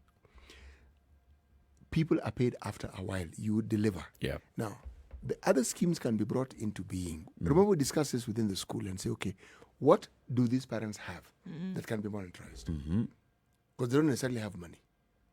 And how can the government come in? All I'm saying is that if you talk about government intervention and how it can help, this is the one thing that the government can do very well, because it amounts to putting money in the pocket of the parents without actually giving you physical money. Becky is responding to us. What is she saying? Eric, don't open schools. Do there have been no school fees to eat? I beg, can we stop thinking like middle-class people? I have relatives who are eating ugali and black tea because they had nothing left to buy food. Where is the school fees coming from? Good point. Becky, please call us 0719-012-600. Let's have this conversation live. Yes. With you. Because her point is valid. Yes. It's extremely valid. 0719-012-600. Becky Kim, you can call in and then we continue with this conversation. Because, and the issue here is then how do we support the school-going children? Let's not even talk about their parents. Here the support is the government supporting school-going children. And you know what is it that they need to access this education? The interesting thing, though, is that we're also looking at, because now when government talks about interventions for schools, most likely they're talking about public schools. Yep. They're not even looking at private schools, right, who may be offering the national curriculum, who also need help, who also have suffered job losses as parents, who also are in a different economic situation than they were 6 months ago. That happened very quickly. So it really is across board, because when schools are opening, it's not just national schools or public schools opening. Yeah. All schools will open. What is going to happen? Consider, before we consider CTA, let me take these two calls as we wait for Becky Kim to call. Bernard in Mombasa, good morning. Morning to you, boss. Hi, how are you? I'm Fine, very thank well, you. thank you. Now, mine is just a very quick observation. I wanted to point out something. Why are these people so much in a hurry to open schools? If it were you in your own capacity, who would be better placed to make good decisions? A child or somebody who is above 18? Most probably somebody who is above 18.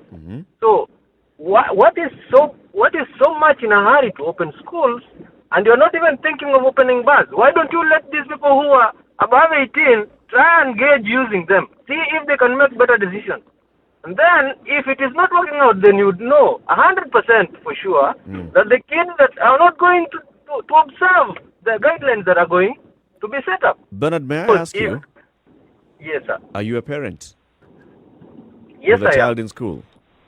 Yes, I am. Now that the government is announcing plans to take the children back to school, yes, would you make that decision? Because ultimately, then you also have a decision to make. Would you make the decision to send your child? I'm not sending my kid to school. Not sending? I'm not. All right, I hear you.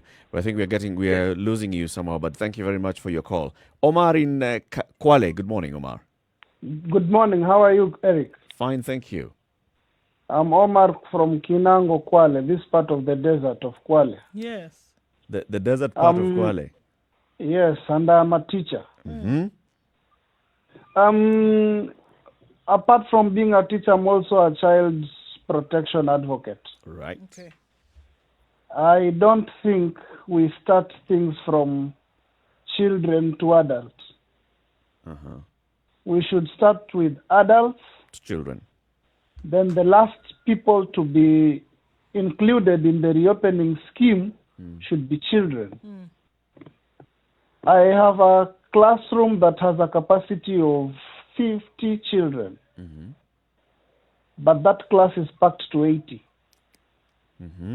Increase more desks without breaking any wall. Where will those desks fit? Illogical. It's illogical. Yep. I have children with special needs in my school, specifically blind. And I know of children who are deaf. They need those transparent masks. They haven't reached their schools. There were some schools for children with special needs, like Likoni School for the Blind, that were quarantine centers. Persons who are blind primarily depend on touch. Yep. Have those schools been fully fumigated to the standards of reopening? Good question. Why are we risking lives of children vis-a-vis an economy? Or just, is there anything, with time we have grown suspicious with government. Whatever government tells you, you have to suspect. Don't just take it. Could be there is some fund that has been set aside somewhere by some donor to support schools. So that they can bring those whatever vaccines that they're testing in Oxford.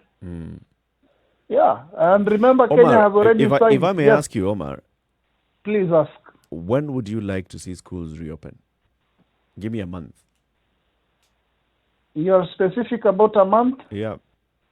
Let me give you a date where the curve shall not only be flat, but it shall not be there.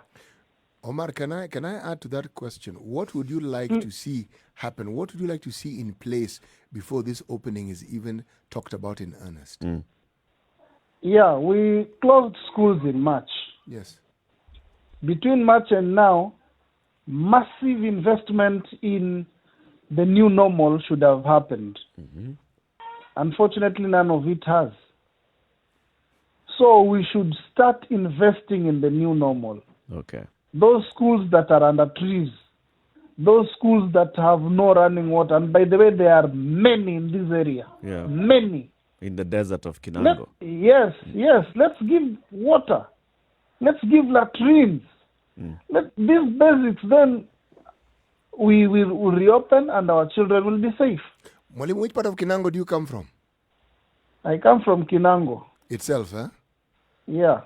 Most people don't even know that Kinango is in Kwale, so let me inform them Kinango is actually in Kwale. No, Kinango is in Kwale and has always trended for the bad things. Joho was clubbed here, Raila was caned here. Doesn't help. Has it helped? Thank you, Omar. Thank you. Thomas, good morning. Morning, Spice FM team. Thank you for the good job you are doing. Asante. I've been following this debate about opening schools, and I think it is ill-advised. I hear the candidates will be sitting for exams in April. So when, for example, to the Form 1's report, we would have created another nightmare in the education sector. I think, like the previous contributor has just stated, there should be no cause for hurry. Let's settle down. People will not die because of repeating a class. And we start the academic year in the new year. I'm talking as a former parent, and I'm also talking as a chairman of a secondary school. Thank you, team. Asante sana, Thomas. I want to ask you, Thomas, actually, now that you're a chairman of a secondary school, when we're talking about what one of our listeners, Becky, is raising, it's also about the issue of school fees. Even if schools were to reopen in January, the likelihood of many parents not being able to afford school fees is high. Correct. What kind of support then should such children receive? The kind of support that we expect a reasonable government to do is, like we were talking earlier on, is for the government to come out with a mechanism of how, for example, parents that have lost their livelihood as a result of COVID-19 and have children that are school going will be cushioned. We have not worked out, for example, how schools are going to manage bursaries if they will continue to be enforced at all. Maybe if that was in place, then you would say, fine, the government is going to assist. As we talk about subsidies, they should not just be limited to suppliers of desks. They should also be limited to the those that are supporting those who consume education. All right, good points. Thank you very much, Thomas. And you see, you're on the road. He's on the road. He's somewhere on Mombasa Road, along Mombasa Road, going into town. And, the whole issue is raising a lot of conversations, even on our social media handles, Spice of MKE on YouTube, Facebook, Twitter, and Instagram. Please post your comment there. And also, you can call us 0719-012-600. And we are also still hoping that, Becky, you can let us know how we can actually get in touch with you. So we also get your points. What Becky is raising is the issue of school fees. Whenever you reopen schools, open schools now, open schools in January. Look, people have lost jobs. People are not going to be able to have any money left, either now or in 3 months' time, to pay school fees. In January, even if we listen to what everybody else is saying, don't be in a hurry to open schools, let the curve die. So let's even say we reopen schools in April. Are we going to have the likelihood of 100% of the students going back to school? Well, I mean, even when things were okay, quote unquote okay, you still had people who struggled to make up for school fees. Now you have an extraordinary situation whereby people lost all sources of income. And, it's interesting that you say that, because you would have thought that COVID had hit the hardest already. But then if you have today news coming in that work establishments are still closing down and people are still continuing to lose their jobs, even today, on the 16th of September, people still continue to lose their livelihoods, right? So if you say that schools will open in the next 1, 2, 3 months, will that have been adequate time to be able to collect anything that you can take to school and pay school fees for your children? Is it enough time, really? Even if they were to open in January, even if they were to open in April, would it have been enough? Probably not. However, what this would do is that, so I tend to lean towards what Becky's saying today, that is it possible to give some time, at least, for people to be able to look, gather, do something, somehow, to be able to then take something, even if it's not everything, to take something to school? Because let's just be practical here. I support what she's saying, but actually I'm going with what CT is saying.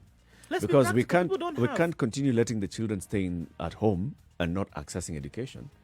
Can the government take that up? But the government will tell you that they have a responsibility Let for public them school. borrow. See, they're borrowing how much per day? Would they be able to make this commitment across board? Yes. Private and public It's schools. the government of the Republic of Kenya. We expect them to. Let's take a break and look at whether, and then we continue this conversation. Quick, fast. 0719-012-600. That's the number to call. Spice FM KE, YouTube, Facebook, Twitter, Instagram.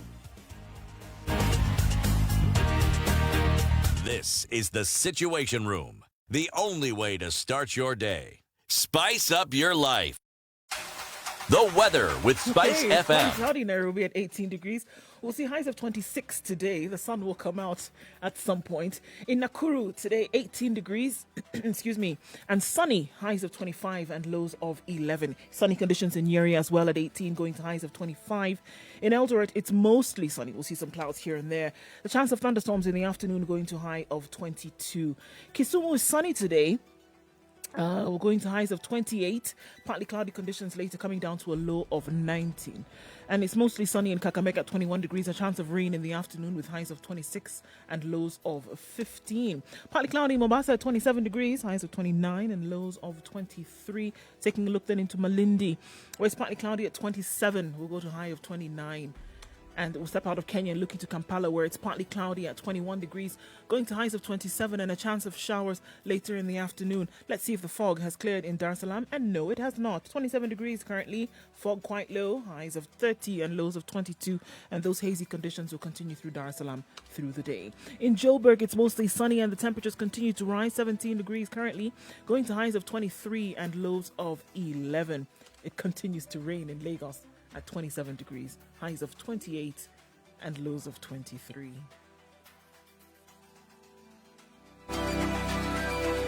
Mature, intelligent talk every morning. Spice up yourself.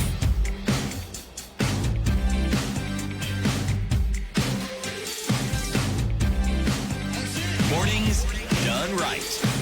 94.4 Spice FM, Nairobi. Past 9 o'clock. The conversation continues. Let's bring in Alan in Buruburu. Good morning, Alan. Good morning, sir. How are you doing? Very well, thank you. Yeah, I'm happy for the deep conversation that you're holding about education, but I'm scared for parents in Kenya at the moment. Okay. And because this will be a rip-off, it will crush the middle class. And I can see with education failing and then everybody now looking for funds how they can get their children to school, this will be a classic rip-off. And I'm sure with the Kenyan scenario, the loser will be the parents and the children. And CRB will have a tough job, but I can assure you there is no going ahead right now unless everything is totally free and supported by the government, which itself is financial limbo. Thank you from very China much. and other places. Yeah. Asante sana. Thank you for your contribution. Sami in Magarini. Yes, good morning. Good morning, Sami. How are you doing? We're well, thank you. How are you? I'm fine, thanks. Good. Yes, actually, I should start with the saying that there was a man who was actually trying to close a stable after the horse has bolted. Now, and this is what the situation we are now experiencing in Kenya. I wonder actually why the Ministry of Education is trying to do dilly-dally. Why should they wait until next year? After all, our children actually had a very few months, just in March, when the COVID was actually declared as already in the country. So I think the good thing is that parents right now have no any money. No one has actually been saving, because in the first place, the government had actually said that schools will resume next year, maybe as usual. But now, when they talk of October, sometimes they say they are waiting for the president directive and whatever. So Magoha should come out clear. He seems to be confused, and it seems that there are some cartels who are forcing him to so that there is no entrepreneurship. There are people waiting for tenders. There are people who are actually going to go about the desks, to do about the masks and whatever. So I know there are cartels who are pushing this guy. It's not a matter of death and life. Yeah. They should wait. The parents should also have time. The psychological. Even I know some of the parents who are going to oppose. They will not let their children to go back, since the government has already used some of the facilities as quarantine places. So they should stop that. Let the parents relax. Let the children relax. There's no hurry. There's no point of making children to sit for exams April and then they have to wait 1 year staying at home. It's equally useless. So Magoha should stand up and listen to the people. Shukran. Asante sana, Sami. Thank you very much. As we're going to the break, CT, Nduh raised the question, would the government be able to afford And I said yes. this support? Yes. Explain. Let me give you a very simple analogy. Yeah? If we were to go back to the time when one Nduh Okoh was the Auditor General of this country, he actually gave a report and said that at that particular point in time, what his department had realized was that monies that had been misappropriated, essentially meaning monies which were stolen, amounted to almost 1 trillion Kenya shillings at that time. Now, 1 trillion Kenya shillings is what this government is trying to borrow to sort of like sort the so-called matters out. How the borrowing sorts more borrowing, I don't understand this, but nonetheless, the figure is 1 trillion for the 2020-2021 year. Yes. Now, it means, therefore, this isn't money that was lost to other people. It was lost by people within the country. I'm going to be very simplistic here. If that money is recovered, I'm not saying a part of it, if that money is recovered, we will have 1 trillion. I am sure since Mr. Okoh issued his report, or Dr. Okoh issued his report, we have lost more money. If you throw in the COVID, the what have you. So you cannot lose what you don't have. I'm simply saying we have had money, but it goes to places and it finds destinations that it wasn't intended for it. So, and this is within government, not within the private sector, within government. So you're not going to tell me the government does not have money. The money is lost already. So you've already started by saying the money, Eric, money never gets lost. It's already been eaten. Okay. People lose that money. People are involved in that process. These people are here. So I need to be told another story. So close the loopholes. Save that money. Do whatever. Redirect the money to schools. All these agencies the government has created, asset recovery, put your act together. Asset recovery told us they have 16. How much is it? Can you quote it? 16 billion. Yes. How much? Yeah. And it increases. Yeah. All I'm saying is, when you have done your work, you ought to realize monies that are not in our national coffers as we speak. So when they've done that and they tell us they have no money, I can listen. But so long as there are individuals who've taken money and that money has not been recovered from them, the story of we don't have money doesn't really apply. Doesn't work. Money. We have money. You will not buy. Forget it. We have money. All right. We still want to have you and your opinion on this show. 0719-012-600. Also on Spice FM KE, Facebook, YouTube, or Twitter, or Instagram. We'd like to know what you think about this. 9:30. Let's first see what's happening on the roads, and then we continue the conversation.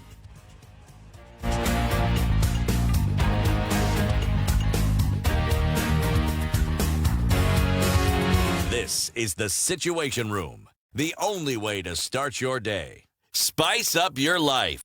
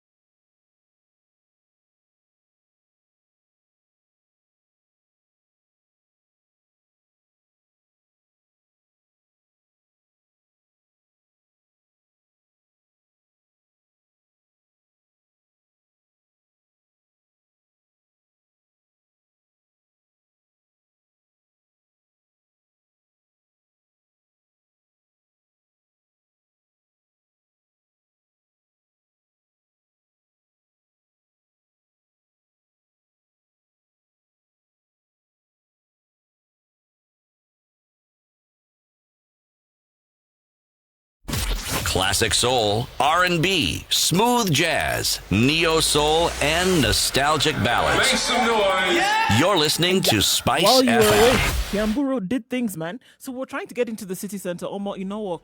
Sorry, it's not happening. The CBD from Kiambu Road, it no go happen. When they say make una use 2 lane, una now can't go enter make am 6. I don't know how you will make help una today. Be like say una go enter CBD from Kiambu Road. Not today. It not be today. You not fit enter town if to say your motor day Kiambu Road. Nah, as we dey speak. Everywhere else they clear. Kankwe, but Kiambu Road. Sorry. What does Nduh Kagwe have to do with that? Who? Kagwe. You just entered the conversation. Even I heard it. I said Kankwe. Ka? Kwe. Okay. Kankwe. The car better can learn them. It's like Bagbo. Kankwe. Bagbo. As una all don't come go join Kiambu Road, you not go enter city centers with the CM like this. Some pain.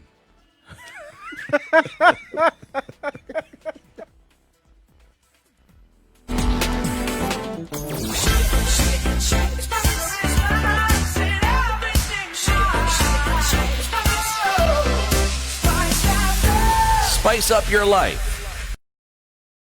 Mature, intelligent talk every morning. Spice up yourself.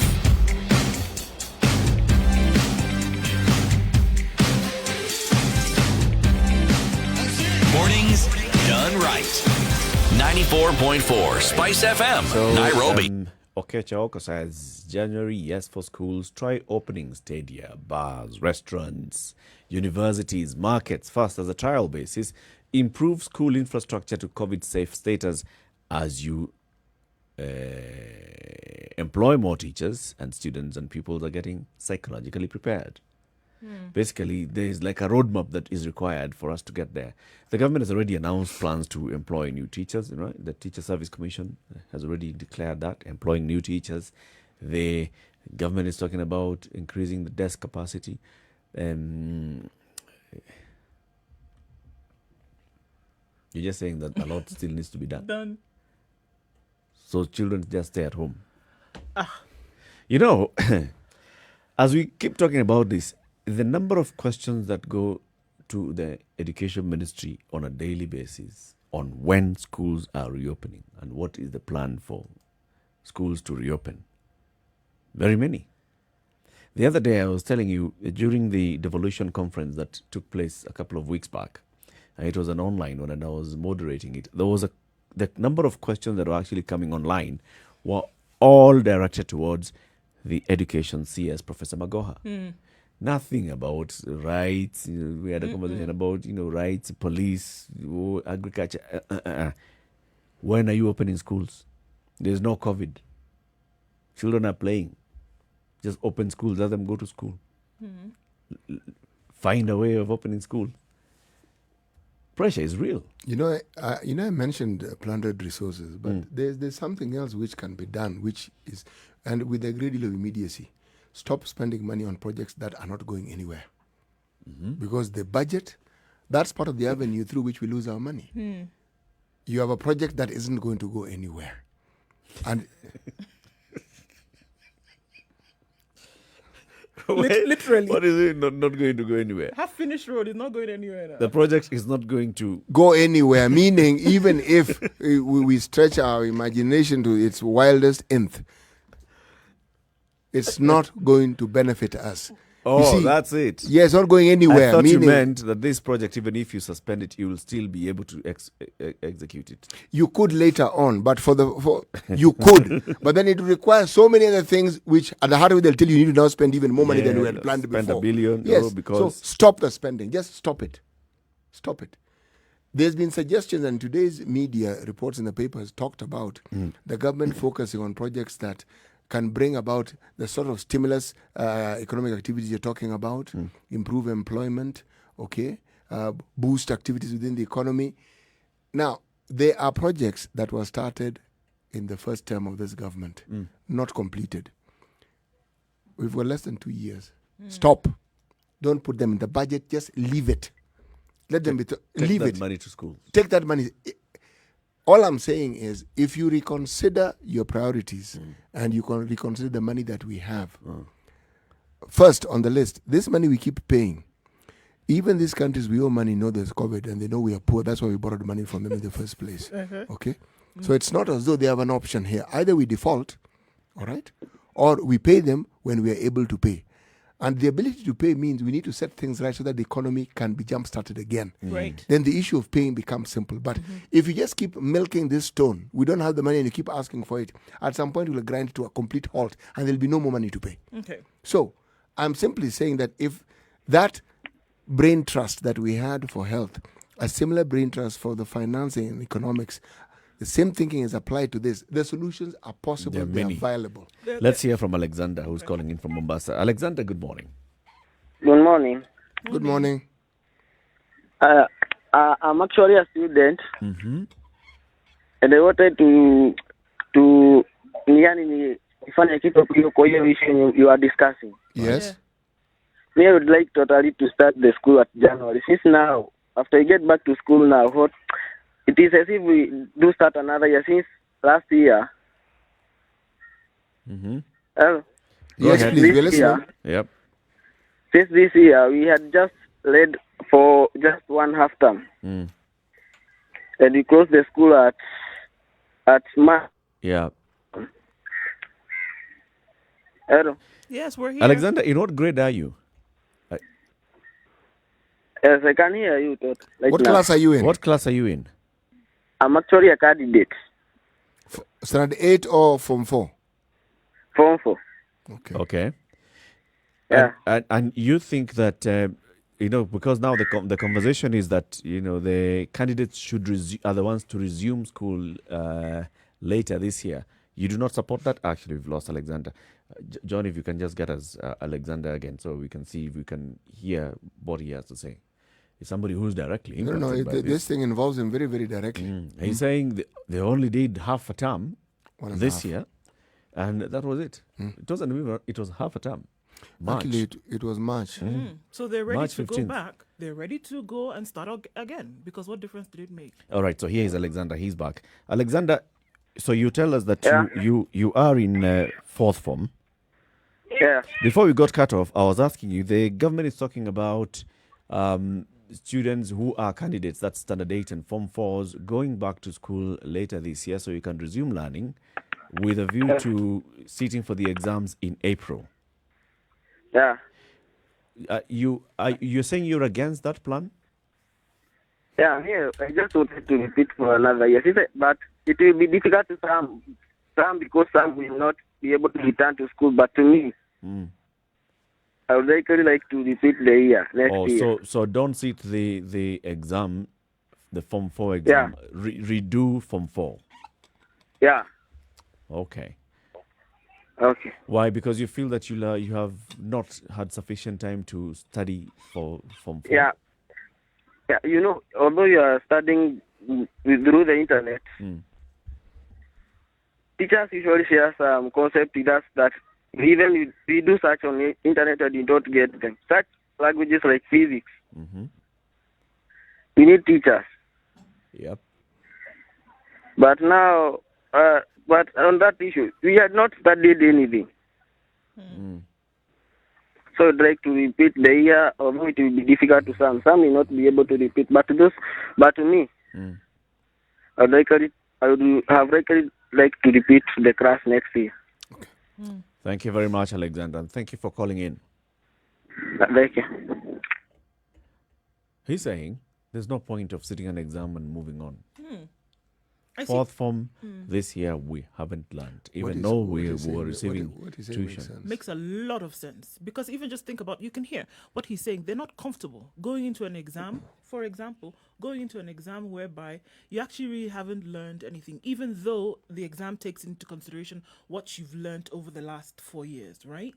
But in terms of a recap, they haven't really done much this year. And but what if the exam is actually set not to test you for fourth form, which clearly the examiner knows that you have not studied, but for the previous years? Is it? And that's why now they want to take you back to school between October and April next year, so you can revise and you can learn a bit of what you're able then to cover for this year with a revised syllabus for fourth form, and then the examiner will look at the entirety of your secondary education. That would be interesting if that was the case, but unfortunately, I don't expect that the examiner is actually going to bring an exam. The reality with our curriculum, if you ask many people, they'll tell you, most ardent teachers or educators will actually have completed their syllabuses by that first term of year 4. So it's not as though you need to continue the syllabus in term 2 and 3. So the rest was essentially a review of essentially it's a review and trying to see how best you can prepare the students for the exam. But the problem here is that there has not been continuous learning. Now that disruption itself will interfere very seriously with any exam that someone wants to sit. Yeah. Yes. I see two things then rearing their heads here. You want to take a call, Eric? Yes, let me take these ones. Hezekiah in Kisumu. Good morning, Hezekiah. Hello, habari yako? Salama kabisa. Nilikuwa nataka kuongeza mawazo yangu kwa hiyo issue ya COVID-19. Endelea ndugu. Nilikuwa nataka nilikuwa nasikia ati kuna vile watu walikuwa inasemekana ati kuna watu wamepewa tenda kusupply this whatever hand sanitizers and whatever face mask, na hizo face masks zilikuwa zinadistributiwa kwa nani? Because ilikuwa ni ya Wakenya wamekuwa wamenunua, hata mimi yangu nilikuwa nimenunua na sijapita popote pale serikali ilikuwa ina contribute kwa wananchi hizi mambo sanitizers ama face mask. Zimepewa tenda, na hizo tenda zimepewa on behalf of the government, and government imesupply wakina nani? Mimi kama Mkenya sijapata pahali nimepewa. Yeah. Yeah. Good point. Asante sana Hezekiah. Johnson Odero in Kahawa West. Good morning, Eric. Good morning. And hi. Hi. Today you gave us a bit of Nigeria. I like it. Something like that. Yes, yes. You want to do it more Titi, often? Hi. Hello. Yeah. How are you? Fine, thanks. Okay, my contribution, Eric, is yes. For schools reopening and maybe the conference, or I don't know what Minister of Education was supposed to put, I don't know when, so that look on what to do in terms of school reopening. But from the discussions we've had in this session of COVID and the dynamics it has and the new insights that it keeps on bringing, from the look of things, it's like we are going to have COVID for a bit longer time.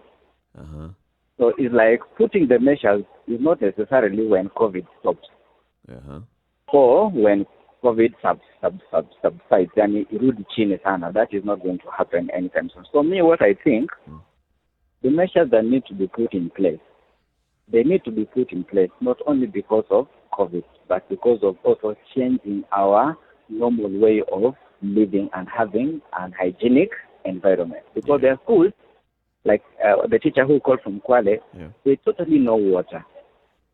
And then you want to bring back kids to school. How is that going to happen? It's not totally going to happen. Another thing, I think the government also need to put in place in a proposition of increasing teachers, because if the kids are going to be watched on social distance and playing, some are going to forget about the social distance. They're going to mingle. Then they need some extra personnel maybe in their playing field that is going to watch if at all COVID is not going to reduce drastically, so that they are watched. Finally, in terms of maybe corruption related to school reopening, and maybe somebody speculating that there might be some fund somewhere that maybe the government is targeting or the stakeholders are targeting when schools reopen, and then corruption is a normal thing in Kenya. But the conversation should be on how to eliminate corruption completely. But reopening schools, for me, if my take would be January, but put the measures in place. This government or the Minister of Education have had from March to this time. There's nothing that has happened that you can actually say in this particular school as a sample, we have done ABCD. Nothing. We are heading where they're speaking of reopening schools, nothing has happened. So they should do something that is visible. You can actually see in a particular school. So what is then the magic with January, Johnson? If the last 6 months, as you say, they have done nothing, what do you expect them to do in 3 months so that January things will be in place? In fact, there's nothing new they need to do. One, they need to put points of washing hands and provide soap, hand sanitizers, and ensuring students or kids are able to adhere to social distance. That is all they need to put in place. And it's not magic, and it's just common sense. But it's as if they're sitting, I don't know what they need to be done to them so that they can understand or put this in. There's nothing like magic or miracle to happen. There are basic things that need to be put in place and does not require extraordinary knowledge to put them. Is that they have refused to put in action what they need to do. That is irresponsibility. Okay. Asante sana. Good day. Asante sana. Before am I still here? Yeah. So before I take the next call, what is it that you wanted to say? You wanted to jump in on the point when you're looking at what. Because when we started this conversation, we came from the point of school fees, which is a pertinent issue, very important, because a lot of parents at this point worry that they will not be able to get the adequate funds that they need to send their children back to school whenever schools will open. All right, and saying that there needs to be some time as the economy opens up. If it does, then maybe get some more money flowing through the economy, and then people can get their hands on it. But then I realized that there are other things that are forming here, and we look at it from parents now getting a lot of pressure in terms of where they're going to be able to get this money from, okay? But at the same time, also looking at it from the side of the students, if they don't feel, especially those who might be asked to come back and write exams, that they don't feel ready. So it seems like a sword or issue at this point, that it's parents not ready in terms of finding the money. Students not ready in terms of going back to write exams. Those are the students who don't have the pressure of exams, probably don't feel it as much as the others who do. the ones who do. Whereby you said, okay, January, and then you set your mind to January, because people did. Parents and students alike set their minds for January. When they listened to what the Ministry of Education already told said, them you already told them January. Now you so tell they them, said, oh no, then you said, next oh, by month. the way, it could be next month, which is going to be here in the next 14 days. What are people supposed to do? Janet in Nakuru, good morning. Good morning. How are you? Very well, thank you. I'd like to contribute and say, Yep. It's not even about the high school or the class 8 who are supposed to reopen. We should consider both the university students or the tertiary ones first, Yep. because it takes like 2 or 2.5 months for them Yep. to sit up for their exams. So for high schools and for the public schools and for the primary schools, it's kind of complicated because there are a whole lot of messed up institutions, because they don't even have the sanitary themselves before COVID. You know. Yep. So it's yesterday or the other day, Okoh had said about the story about Mali or Benin, that the villagers had ganged up because of peace or something. Insecurity. The thieves. Yeah. So I think now the people now need to, especially from the villages, because they're the most affected, and nobody's going to talk about them. They need now to get down and start thinking of ways on how to get their sanitary up, meaning they're not going to buy the sanitizers required, hawana pesa. Yeah. And we need to be realistic about all this. Yeah. Hakuna kazi. That is why there are so many mothers, there are so many pregnancies around, there are so many everything going wrong, because there's no money. So next year, or if Magoha is really serious, we should open up the tertiary first, then the high schools and everybody else can repeat their sessions next year. All right. Thank you, Janet. Thank you. Thank you. George in Kisumu. Yes. Good morning, Eric, City, and Nduh. Good morning, George. I like your program so much, and I really appreciate what you are really doing to enlighten the community. Thank you. Now, allow me to contribute. Now, first, I want to say that in matters of examinations, of course, there is a reason to why people do examination. We just don't do it for the sake of it. And the examination, there is it requires a psychological preparedness as well as academic preparedness. That is for the students. But this one did not actually happen. Put into consideration the fact that schools were closed in March this year, when students had learned just a short period of time. So they are not prepared.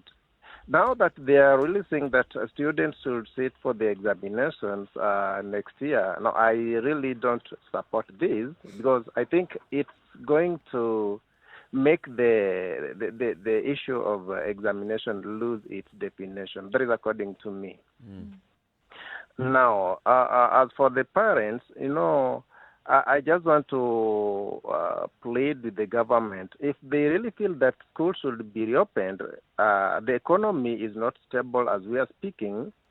If they can actually take care and take responsibility of paying the school fee for all students or for all the learners, that is for maybe term 1 and term 2 come next year, I think it will do a favor to the parents, because remember, most of the parents are down financially and economically. Yeah, so I think this one is something that is really possible if Magoha and his team can really work on it properly and squarely on a table. It can happen. The main reason as to why most parents are reluctant to let their children go to school are two. One, economic stability. Most of the parents are down financially, and if the government can take care of that for maybe 2 terms, as in first term and second terms, and then they are left with the responsibility of paying that term, parents will really give in and they'll allow the students to go to school. Yeah. Then another thing, is this aspect of corona that is now in our midst. It is now in community level. Can you people just go down your mind and think a bit? Take example of a class 1 or a grade 1 pupil who does not even know how to maintain cleanliness and sanity of himself or herself. You'll always see them when it rains. They jump in mud. They leave home very neat and clean, but let them come back home, especially when it rains. My friend, it is mud all over, from head to toe. Yeah. Do you think this child will take care of the mask and what have you? Just have a look at that scenario. It will be terrible. Yeah. So these people should not push us to the wall. They should be very cautious, especially when they are when it is real that the spread of the virus is now in the community. Let the curve flatten before they push us to the wall to let our students go to school. We are George. anxious, and of course we are concerned. Thank you very much, George. Thank you. Thank you.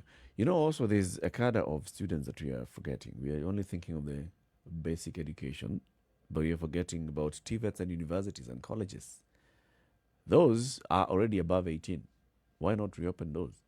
Because I'm looking at some of the comments. Rose March says, yes, for universities and final year students, the students are under pressure. Mshindi Moses says, we are under pressure with this thing called online classes. It's giving us a headache. Magoha should open TVETs and universities for final year students, and some of us need to graduate. I support reopening. There was this little detail about the shutting of all these institutions. It's called COVID. It hasn't abated. Right. So much as all these demands are real and they're necessary, what are we balancing here? Lives versus the continuation of education. True. And we are saying it is possible to continue the education, but only when certain things are in place. This university education, they need not have opened them for people to physically go back to school. Remember, we debated this and said, this is where the citadel of learning. Surely, this is where online learning, this is where you needed to go for that example, that paragon of technological excellence to see how the university is managing their learning. Now, an opportunity has presented itself and the challenge is on the table. This is something the university can do. Now, this is feedback from the university students. Mushindi is saying this thing is giving us a headache. It is because online learning. Yes, learning on its own is always a headache, even if it isn't online. Exams are an even bigger headache. The point I'm trying to make is this. In the absence of preparedness, this talk about reopening will remain in my mind just that talk. Because you cannot put lives at risk because you have a deadline to open schools. No. Yeah, or to sit exams. No. All right. So as you come to the end of today's show, remind us today's proverb. There's no virgin in a maternity ward. What did they have in mind, the Cameroonians? What? There are very many African sayings. There are people who say there's no village, there's no marketplace without a mad person. Now, if you look at this country, and I give a political example, it is not possible to speak of politicians and say there's an honest politician. Perhaps the comparison is less. So as long as or you're a more. politician, there's absolutely no way you can be honest. It is not possible for anyone who is a politician in this country to actually use the word honesty alongside their name unless they want to prove a complete opposite. But is it possible to aspire and get there? It is possible. It's very, very possible to aspire. It is even very possible to work towards it. But as to attaining it, if indeed it was attainable and there were aspirations, we would hear those voices that dissent and dissent loudly in matters that, not just castigating because it's out in the open, no. But you would see voices that clearly represent the sort of things that we consider to be good. Asante sana, and thank you very much for tuning in to the Situation Room today. Join us again tomorrow, 6 a.m. to 10 a.m. CT Muga, Nduh Okoh, and Eric Latiff signing off. Remember, you have uninterrupted music playing today, and then you have the adults in the room actually coming in at 7. 7 to 10. This is Emmanuel, Eric, and Barbara, the Duchess of Ikolomani. And then tomorrow we'll have more conversations looking at whether justice can truly be our shield and defender. Right. Good morning. It's 10 o'clock.